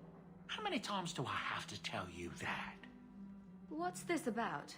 Oh, my boy sees things sometimes. Says he saw an old lady standing by his bed. She has a scary laugh. Yes, well, there you go. She gives Solas the last of her soul and turns to stone, but also sends it to Morgan. She took control of whoever drank from the well, in my case, Rose Llewellyn. She's been around since the Veil was created, so she could have helped lead the Elven Rise with Andraste one way or another. Basically, she's in a lot of important parts of history, so much that there are several legends about her. Mythal also seems to have a connection to multiple betrayed women in history, such as Flemeth, Andraste, Trida Brightaxe, Morganan, and even runs into Leliana a lot in her story, who was betrayed at the start of Origins, during Leliana's Song DLC, and possibly again if the hero Ferelden kills her. Although Mythal doesn't personally interact with Leliana, she does interact with a lot of people who know her, such as the hero Ferelden, the champion, the Inquisitor, Morgan, Alistair, Solas, Kieran, and probably more. That woman is everywhere. Some people believe that the Golden City belongs to Mythal, whether that be because she was seen as the queen of the elven gods and is believed Arlathan is the Golden City, or that it's a titan she killed and claimed. It's also a common theory that Connor, the demon-possessed child from Origins, is Tegan's son, whether that's due to an affair under Eamon's nose, which could be why the woman freaks out whenever Tegan's with another woman. This bitch. Tegan. What? Who is this woman, Tegan?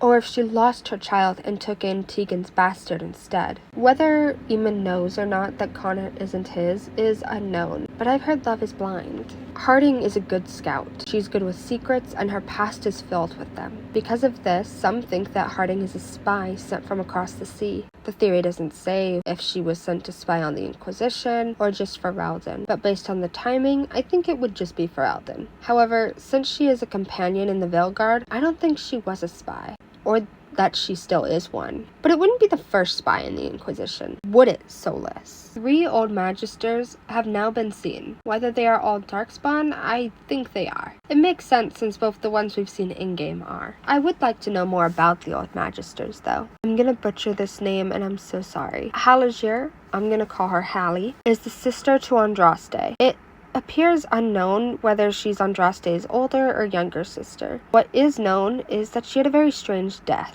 She died in a violent incident under mysterious circumstances with Andraste present. Andraste woke up one stormy night to find her sister following lights into the woods. Hallie was found dead in a burned clearing, having suffered wounds beyond weapons, while fire sparked throughout the forest. Only after the incident did Andraste begin to show strange signs. According to Emperor Cordillus Draken I, who later wrote of the prophet, Andraste was found pale but alive, uncertain of what she had seen, and developed a sickness of the lungs that would prevent her from bearing children for a decade. Andraste reported hearing voices and talked of strange auras. She heard the sound of bells and often became still for long moments in a trance-like state. Several years later, Andraste began to remember her sister's death, saying that heresy had played a part in it, suggesting that Hallie's mother had been involved in the worship of the old gods. We know from Kieran, as the only known canon old baby god, hearing voices, seeing lights, and auras is common for those with old god souls.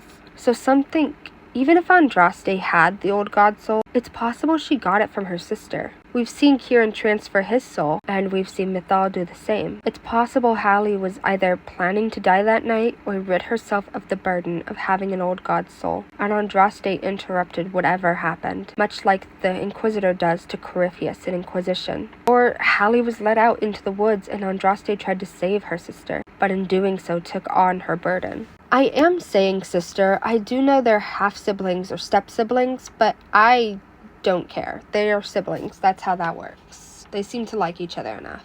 Just like how people believe dragons used to be sentient, a lot of people believe that dragons still have a language. I don't see why they wouldn't. All animals have to communicate with each other somehow. Looking a little bit more into the scaled ones or elves who drink dragon's blood theory, again, little is known about the scaled ones. They're only mentioned in the Descent DL3, which is why they're perfect for theories. Dragon blood is known to transform people in a number of ways. In fact, Cassandra brings up how dangerous dragon blood really is. Careful, Inquisitor.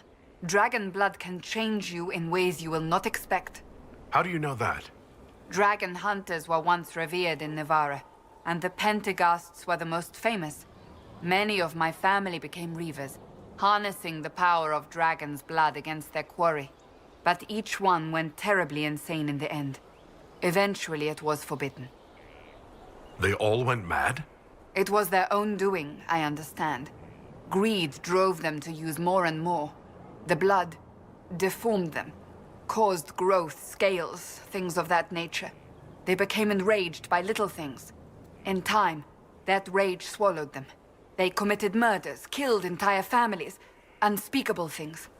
Tales from hundreds of years ago, of course, likely exaggerated, but perhaps not entirely. Leliana being Andraste is another one that has a lot of the same reasons for her being a lyrium ghost. She hears voices, claiming to be from the Maker, much like Andraste did. She comes back to life if you kill her and then disappears. She can become divine, which is what I did. She has a lot of the same views as Andraste. They both freed mages, slaves, elves. They care about protecting people, and Leliana opens the chantry to all races. I think it's possible, especially since it's Dragon Age, they desperately wanted to keep Leliana alive, even after killing her in the first game. The last theory on this tier is that Tevinter created the Qunari. I mean, why not? They steal, replicate, and do terrible experience. Why not add making Qunari to the list? So now that all of that is done, we should probably move on to tier 6 now. I'm not gonna lie, this next one hurts my head. There's a theory that all the Dosian realms are interconnected, meaning that if you get to the bottom of the void, you'd fall into the Fade, although the void is said to be endless. Some say that the void can be entered from the deep underground. Some theorize that the void is a break in space and time. The void has been called the Abyss and is where all fates lie. Some even think the Blight came from the void, because of Andrul, while others think the void is the Fade but can only be entered with blood magic rather than lyrium, being it's dark to the Fade's light, which is kind of whack when you realize that the Fade is the good version. Although it makes sense, it makes you wonder, what were they before the Veil? And am I the only one wondering if the Anvil of the Void actually has anything to do with the Void? Speaking of the Veil, it's supposed to be modeled after a natural occurring phenomenon. Not sure what that would be, but it's on the list. It's also said that it doesn't cover the whole world, only Thedas, which might be why people go crazy when they leave Thedas and discover the new continent. And how can I talk about the Veil without bringing up the egg? Well, a lot of people think Solasan Temple is where Solus created the Veil, a prideful place. Solus was bound to be full of it when he created the Veil, much like when he takes it down. In the games, we meet the Forbidden Ones. In Origins, there is a quest called the Unbound. At the end of it, we have to fight Gaxgang, who is one of the Forbidden Ones. In Dragon Age 2, the quest is called Forbidden Knowledge. At the end, we fight Zaxabek?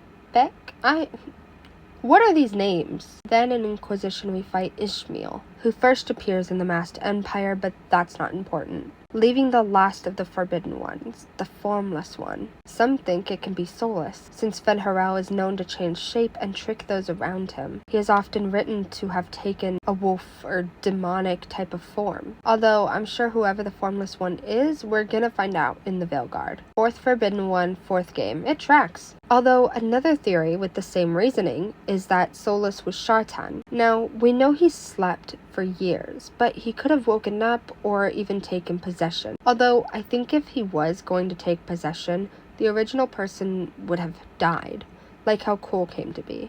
No. But you like demons. I enjoy the company of spirits, yes, which is part of why I do not abuse them with bindings. It isn't abuse if I ask.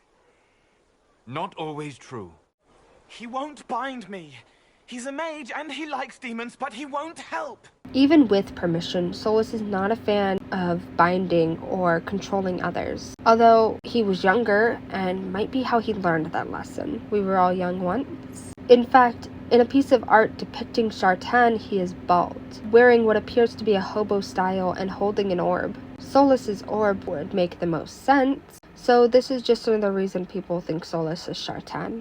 Although the more likely theory is that Shartan was an agent of Ven-Harel, which would make sense with him leading an elven rebellion much like Solus did. His whole thing is freeing slaves, so it makes sense that they'd work together. There's apparently an archdemon under the western approach. If you find the researcher dig site, you can read that the ground below you rumbled slightly beneath the surface, leading many to believe that the tunnel that caved in had an archdemon that hadn't awoken, or rather, hasn't been corrupted by Darkspawn to start the next blight. It is also possible that since the Inquisition, or whoever was digging, couldn't get through, hopefully neither can the Darkspawn. If red lyrium is a natural part of a Titan, that means that Blight could have started from them, which is probably where the idea that Titans created the Darkspawn came from. Red lyrium is blighted lyrium, and Darkspawn are being corrupted by the Blight. You could say that's not possible. Darkspawn are created by Broodmothers.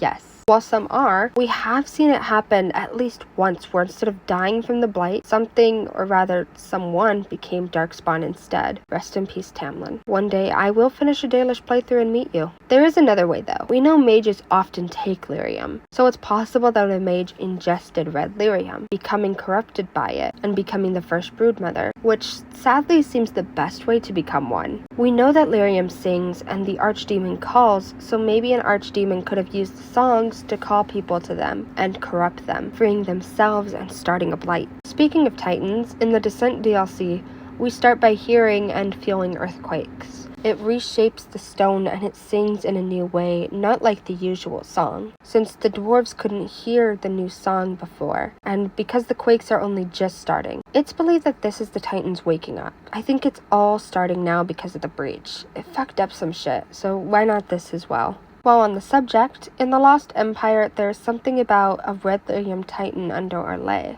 I'm not going to get too into this, and I'll be focusing on a simplified version. I was going to share the person who came up with this theory, however, the post has been taken down and I can't find any record of it. So unfortunately, I'm left with what I had already copied down, which isn't much. The comic hints that red lyrium and the blight are natural parts of a Titan's body. While they are natural, they must be destroyed to maintain the equilibrium of creation and destruction within the Titan's bodies and Thetis itself. The balance was only tipped when the Evanura sundered the Titan's song, destroying the hive mind and the connection to the dwarves, and allowing the blight and corruption to spread. The Titans called to have the old gods corrupted and defeated, to break the seals and open the gates of the Black City. Then, the red lyrium corrupted Titans, as vast as nations, would be unleashed upon Thetis to destroy all life.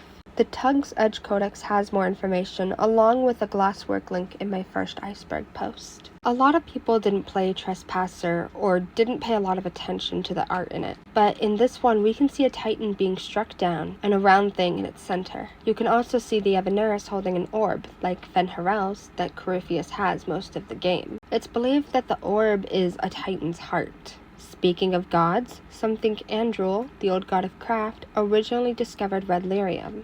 I believe this theory is based off the idol itself. Its Andrul ventured into the void constantly to the point where she would have become infected with the blight and became one of the first Darkspawn. The idol has a depiction of a woman being embraced by a frail, scrawny humanoid, but more interestingly, there is a serpent on the right, which would be referencing on how Mythal fought with Andrul and took the form of a serpent in order to fight the goddess of the hunt. Also, Solus yells and screams that we've released the blighted old gods, or the blighted Evanuris, or something like that. I'm avoiding spoilers. Okay, I'm not gonna lie, the evidence isn't great, but I love the idea that Sarah is Andrul. Not like Solus' Ven-Harel. That is his form, his body, his power. He isn't taking over or sharing a body like Mythal does. Mythal was killed and lives on through passing her spirit.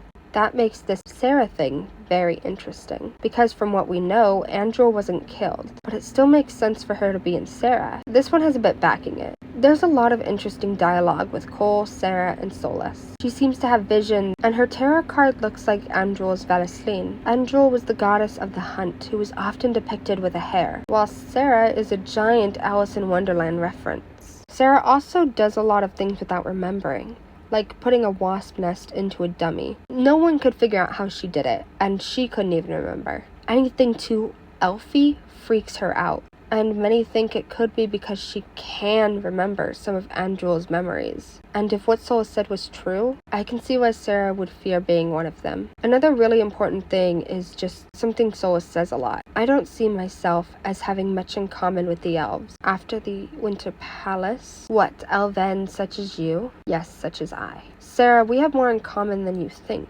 Solus talks about our people at some point. Between the two of them, not the elven. She is very far from what she was meant to be. Something Solus says to her.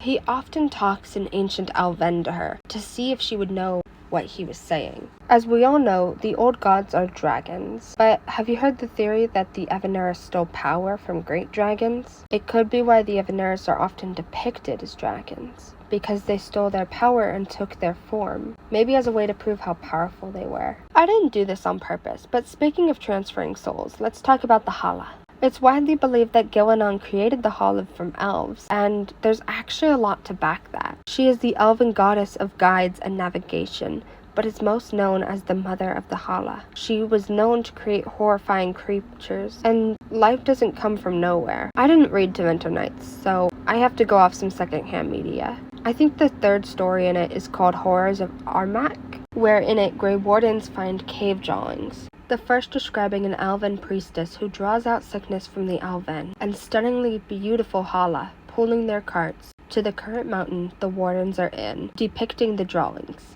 and 11 other mountains.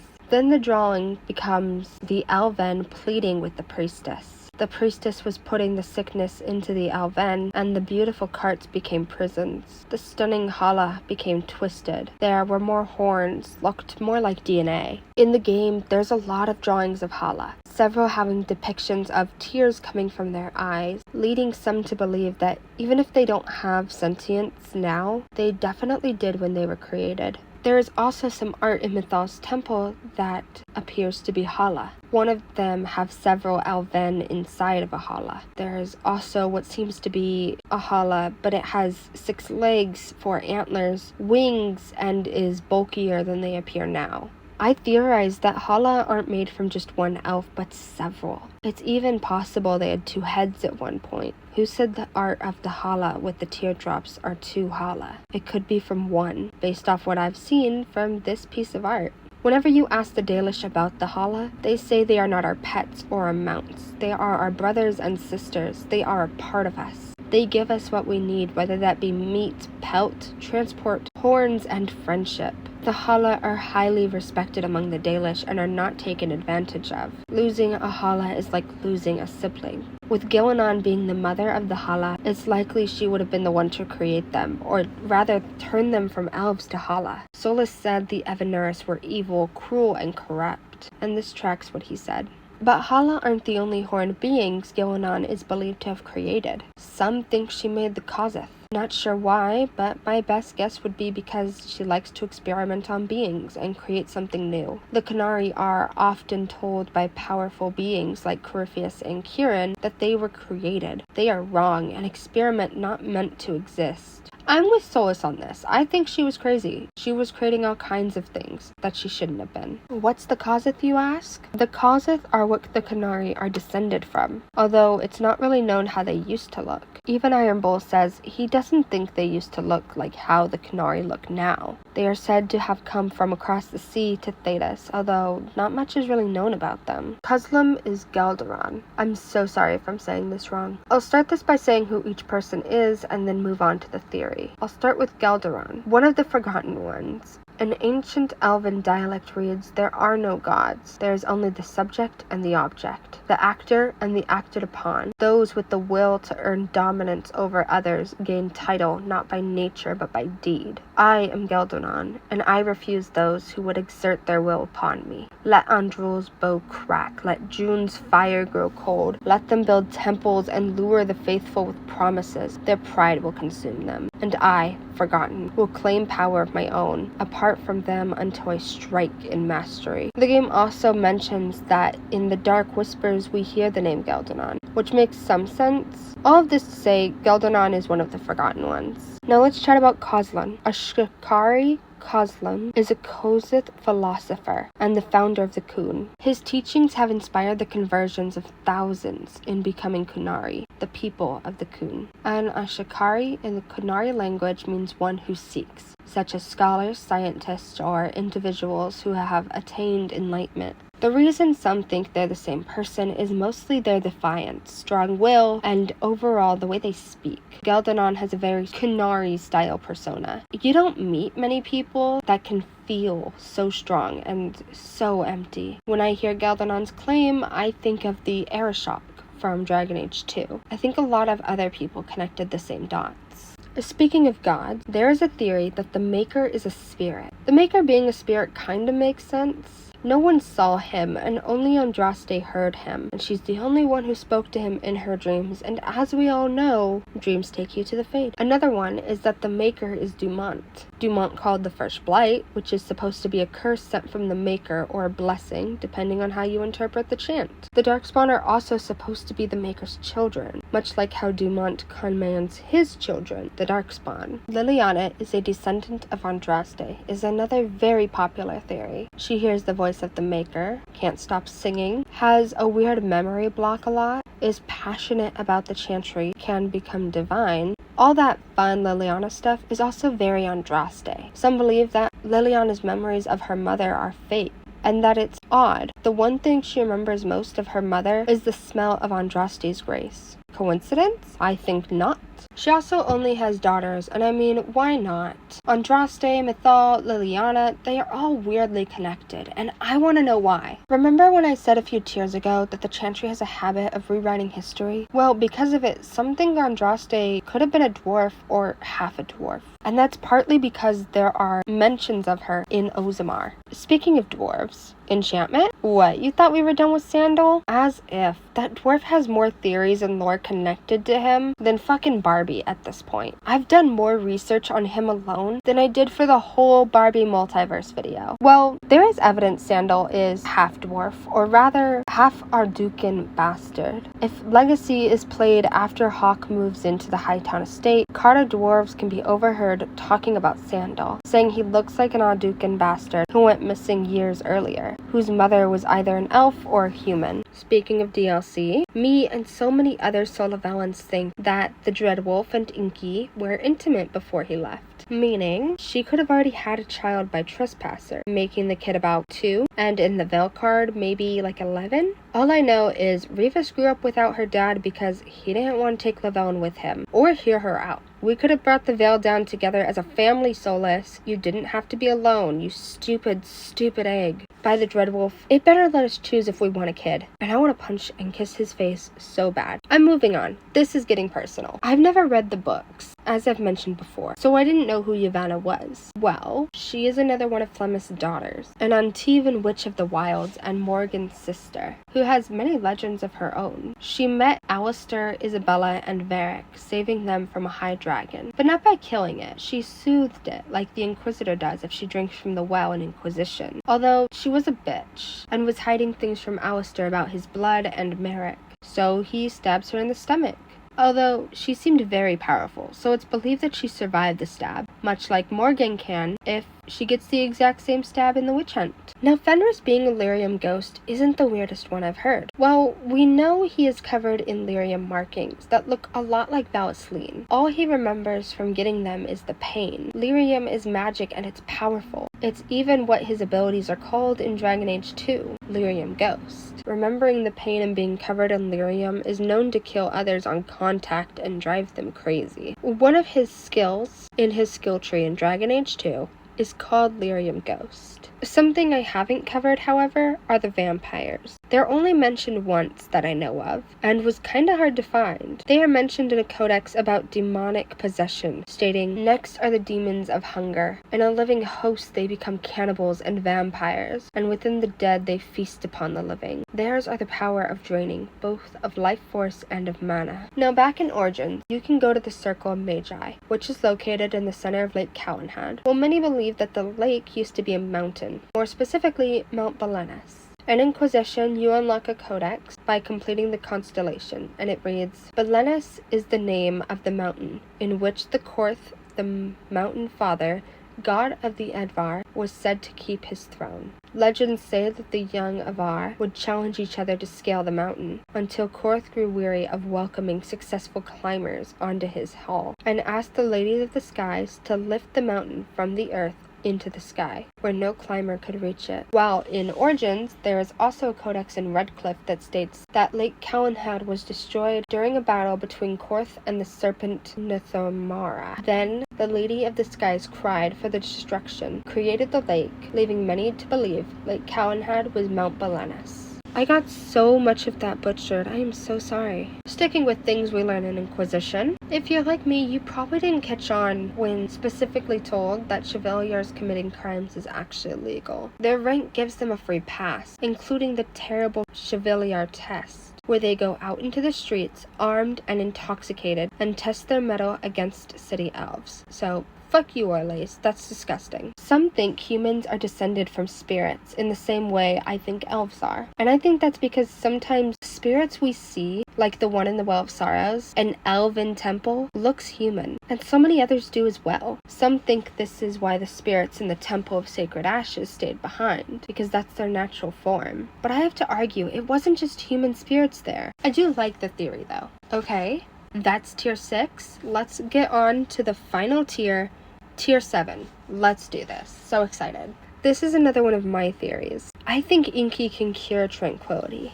Inky is connected to the Fade in a similar way Anders and anyone else connected to a spirit is. Inky is directly connected to the Fade and has it flowing through her, not just her hand but her whole body. I think that by touching a Tranquil and activating her Fade abilities, she can cure tranquility. I also think that throwing a Tranquil into the Fade could actually make them go insane rather than cure them. So, it could cure them or it could make them go crazy. Pick your poison. Is it worth it? So the Iceberg says that Thetis is on a moon, not a planet, and moon men. But those are interconnected theories, so I'll explain it kind of as one. They're both Mass Effect theories, too. It's not that Thetis itself is a moon. Rather, it's the moon to another planet. The devs said that Thetis had 2 moons, but only one can be seen at a time, except for a little bit in winter. It's believed that the 2 moons are in perfect sync with Thetis. Whether one is behind the other or in opposite parts of the air, who knows. For this theory though, I'm specifically going to say that they're behind each other. It's believed that the moon behind the one we see is where Mass Effect takes place, meaning Thetis is a moon to a Mass Effect planet. Whether Mass Effect and Dragon Age take place at the same time is unknown. Speaking of the moon, some think that humans come from the moon, since we know they aren't native to Thetis. Which moon? Depends. Do you think they could be from the moon both Dragon Age and Mass Effect share? Or are they from the Mass Effect moon? I have no idea. I haven't played Mass Effect. Parladi also made it onto this list. Why? Someone told me to. And I hadn't heard of it, so why not? Apparently there's a few places around Thetis I haven't heard of. To the south is the Sunless Lands, a frozen wasteland inhabited by humans called the Agadi. To the west of Thetis is where the Vakashi are from. While not much is known about the north, it's rumored that there's a very large jungle where the Canary and some humans are from, while some people think there's something beyond the oceans, like the Executors.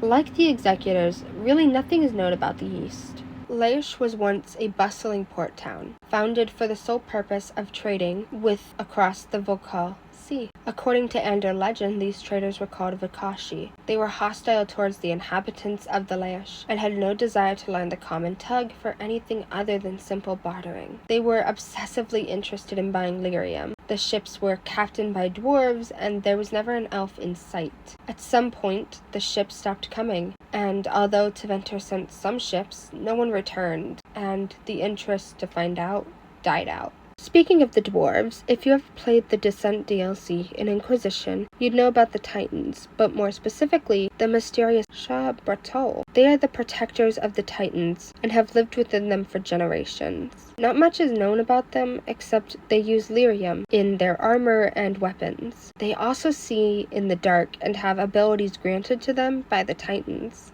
Dwarves got help from a Darkspawn Magister to recreate Callan's work with the golems. We learn in the Golems of Amarak that a Magister helped recreate Caradan's work with the golems, but some think it was a Darkspawn Magister. Creating golems isn't a thing in modern Tevinter, so unless the info is locked away and Tevinter is just choosing not to use this power, I don't think it would have been a modern Tevinter. Although an ancient Magister who has the knowledge of ancient magic could be helpful. It's also possible that the dwarves didn't notice the Magister was a Darkspawn, due to not going to the surface and not knowing what a human would look like, especially since the Darkspawn Magisters can talk and regular Darkspawn can't. The Magister also could have had some sort of influence over the dwarves, like Corypheus does with the Wardens. If it was a Darkspawn Magister, then it could have been the Forgerite, since his abilities could have to do with fire. If you check out a map of Thedas, you'll see a forest on the small left marked as Turashan. It's basically in the ass end of nowhere. In the last court, we learn of elven worshippers of the forgotten gods. These guys definitely aren't Dalish, and probably hate their guts, but it's the only mention of them. The elves could have been executors. The executors are barefoot, appearing very elven, specifically a lot like the ancient elven.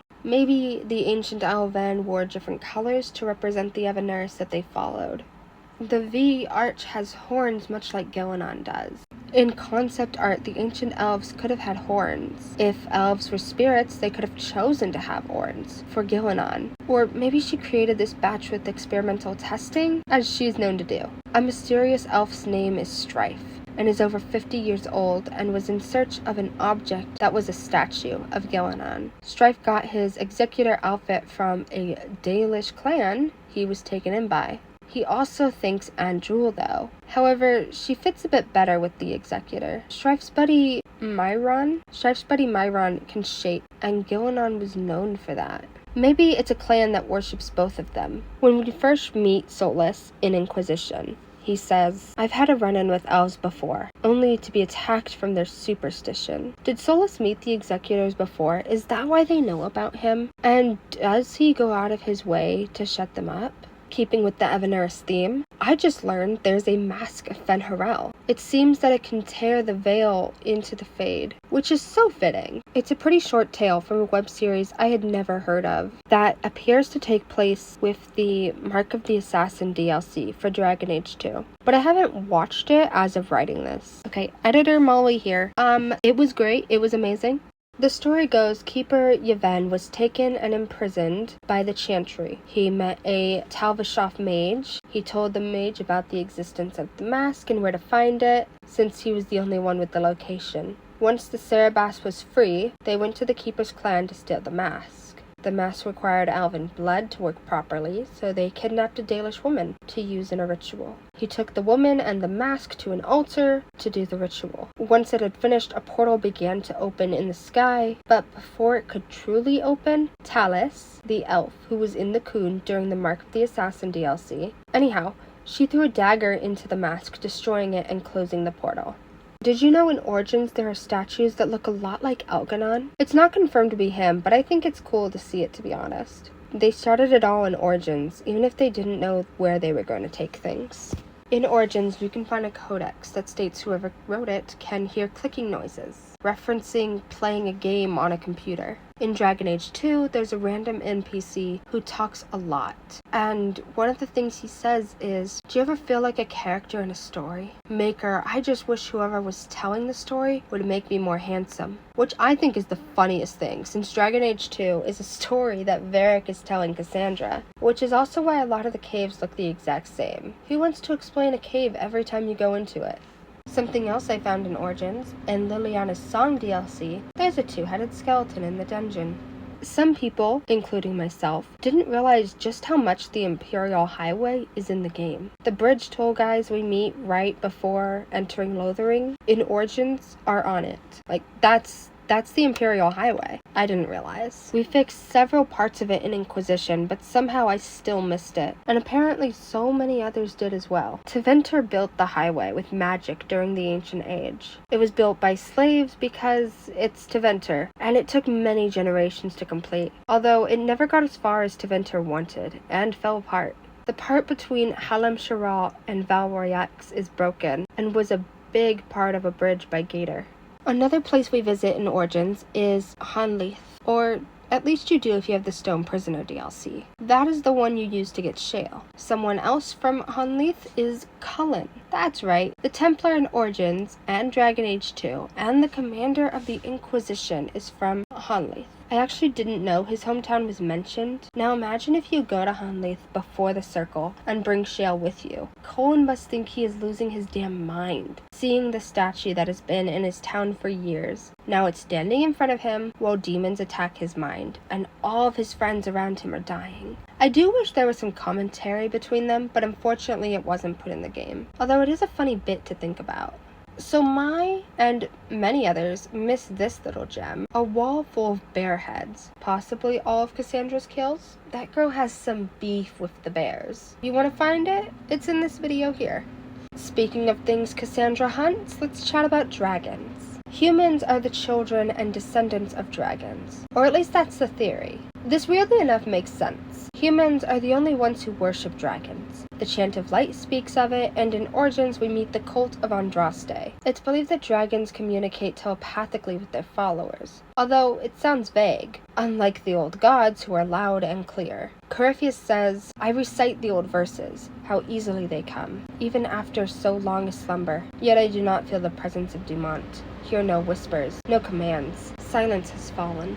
The cult in Haven believed that the dragon they worshipped was Andraste's reincarnation. Much like the first humans in Thedas, the Necromanes, they also thought their heroes would be reborn as dragons. The Chant of Light also seems to have a few interesting references that describe the Neromarians, I can't say that, as the dragon's children. As the sun rose, the armies girded themselves, and the dragon's children put flame to the fields of Panasline. But the sacred phenomenon protected them, and they did not burn. If you join the cult of Dragon Andraste in Origins, Colgrim will say, "They are the children of the risen Andraste. You will share in the power of the dragon. You will become one of the children of the risen Andraste. The memories of the blood, a gift from Andraste. The knowledge of our fathers and grandfathers is slowly being passed to you. Even if you leave, you will take us with you. You will forever be one of us," which isn't ominous at all. This is why some think that rather than descending from dragons, they are the dragon's children, in the same way that the dwarves are children of the Titans. The golden light is the power of great dragons. This is on the bottom tier for a reason. I only heard about it because someone commented the link in my Reddit post. This theory actually has a lot of evidence to go with it, but I'm going to simplify it for the iceberg. I might do more of a deep dive video in the future. Just let me know if that's something you want. This ties a bit into Titans being primordial beings. Basically, there is a lot of talk about the balance between the skies and the earth in different religions and codexes. This theory uses the idea that the sun and sky are dragons, while the earth and land are Titans and lyrium. Corypheus says, "We sought the golden light, the power of the gods themselves, but it was black, corrupted." In this trespasser mural, the blue spears would represent lyrium, while the gold would represent the golden light.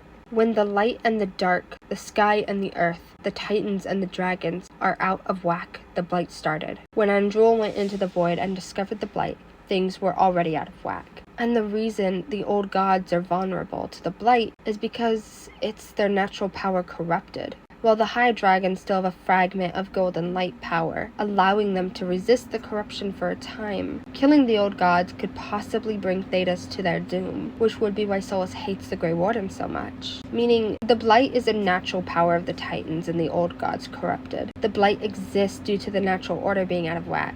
Erasing the blight from the world requires the Titans and the old gods to be in a balanced state that we've never seen. Ah yes, the key theory. It's similar to a few theories that already exist about the Evaneris and the Old Gods and the Black City and the Veil, but I think it's just different enough to get its own section. Why not? I mean, I have at least 4 people are the Maker and Andraste, so let's do the key theory. As we know, Solus created the Veil and locked away the Evaneris, and it's believed the Old Gods are the keys that free them. More specifically, it's the souls of the Old Gods that can be used as keys to not just the Evaneris, but the Alluvians as well. And there's some evidence to back that up. In Witch Hunt, Morgan opens her first Alluvian while pregnant with the Old God baby. As we know from real life, pregnancy can alter a woman's body. It can give immunity, new illnesses, allergies, and so much more. Technically, she also opens it if she doesn't do the ritual, but that's neither here nor there. Kieran can also open Alluvians, and specifically change their location outcome. Morgan didn't even understand how Kieran brought them into the Fade. It's possible she just hasn't worked it out yet.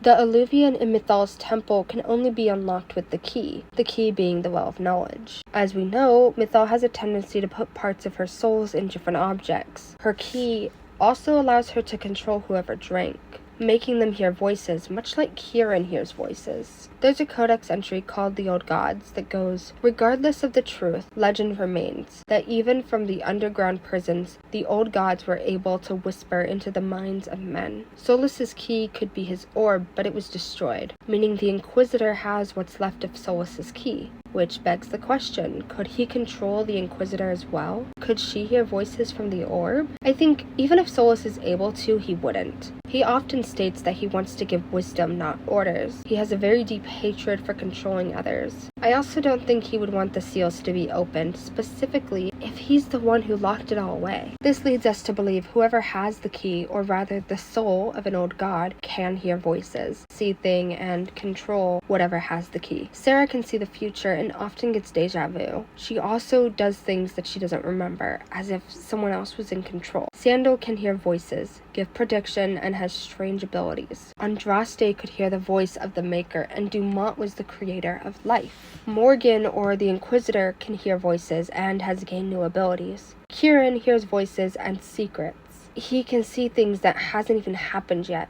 All of these people are believed to have the souls and the keys of the Old Gods, who could be the Evaneris. It's also possible that the Architect, someone tainted by the Darkspawn, who hears voices and wants to kill the Old Gods to end the Blight, could also have an Old God soul, and is driven by it. The Codex state that the Old Gods spoke to the Tevinter Magisters before the First Blight, before any Old God was slain. It's believed that the Old Gods told the Magisters how to get to the Black City and start the First Blight. Maybe they wanted the Blights to begin so that the souls could be unleashed and the seals could be broken when the dragon forms are defeated. It's possible the Grey Wardens also hear the call of the Old Gods. However, when they are archdemons, the call is intensified. It could be why the Wardens are so bent on finding the last 2 gods before the start of the next Blight. The gods could be becoming impatient, especially with Solus doing all the breach stuff. Solus is angry that the Wardens exist and want to kill the last 2 Old Gods. He doesn't think the Wardens should exist at all. Maybe because they are the only things that can kill the Archdemon and release its soul. If the Old Gods are actually the Evaneris, then that would mean Solus put the souls into dragons on purpose, due to how difficult it is to kill a High Dragon. Doing this could have given the High Dragons more sentience as well.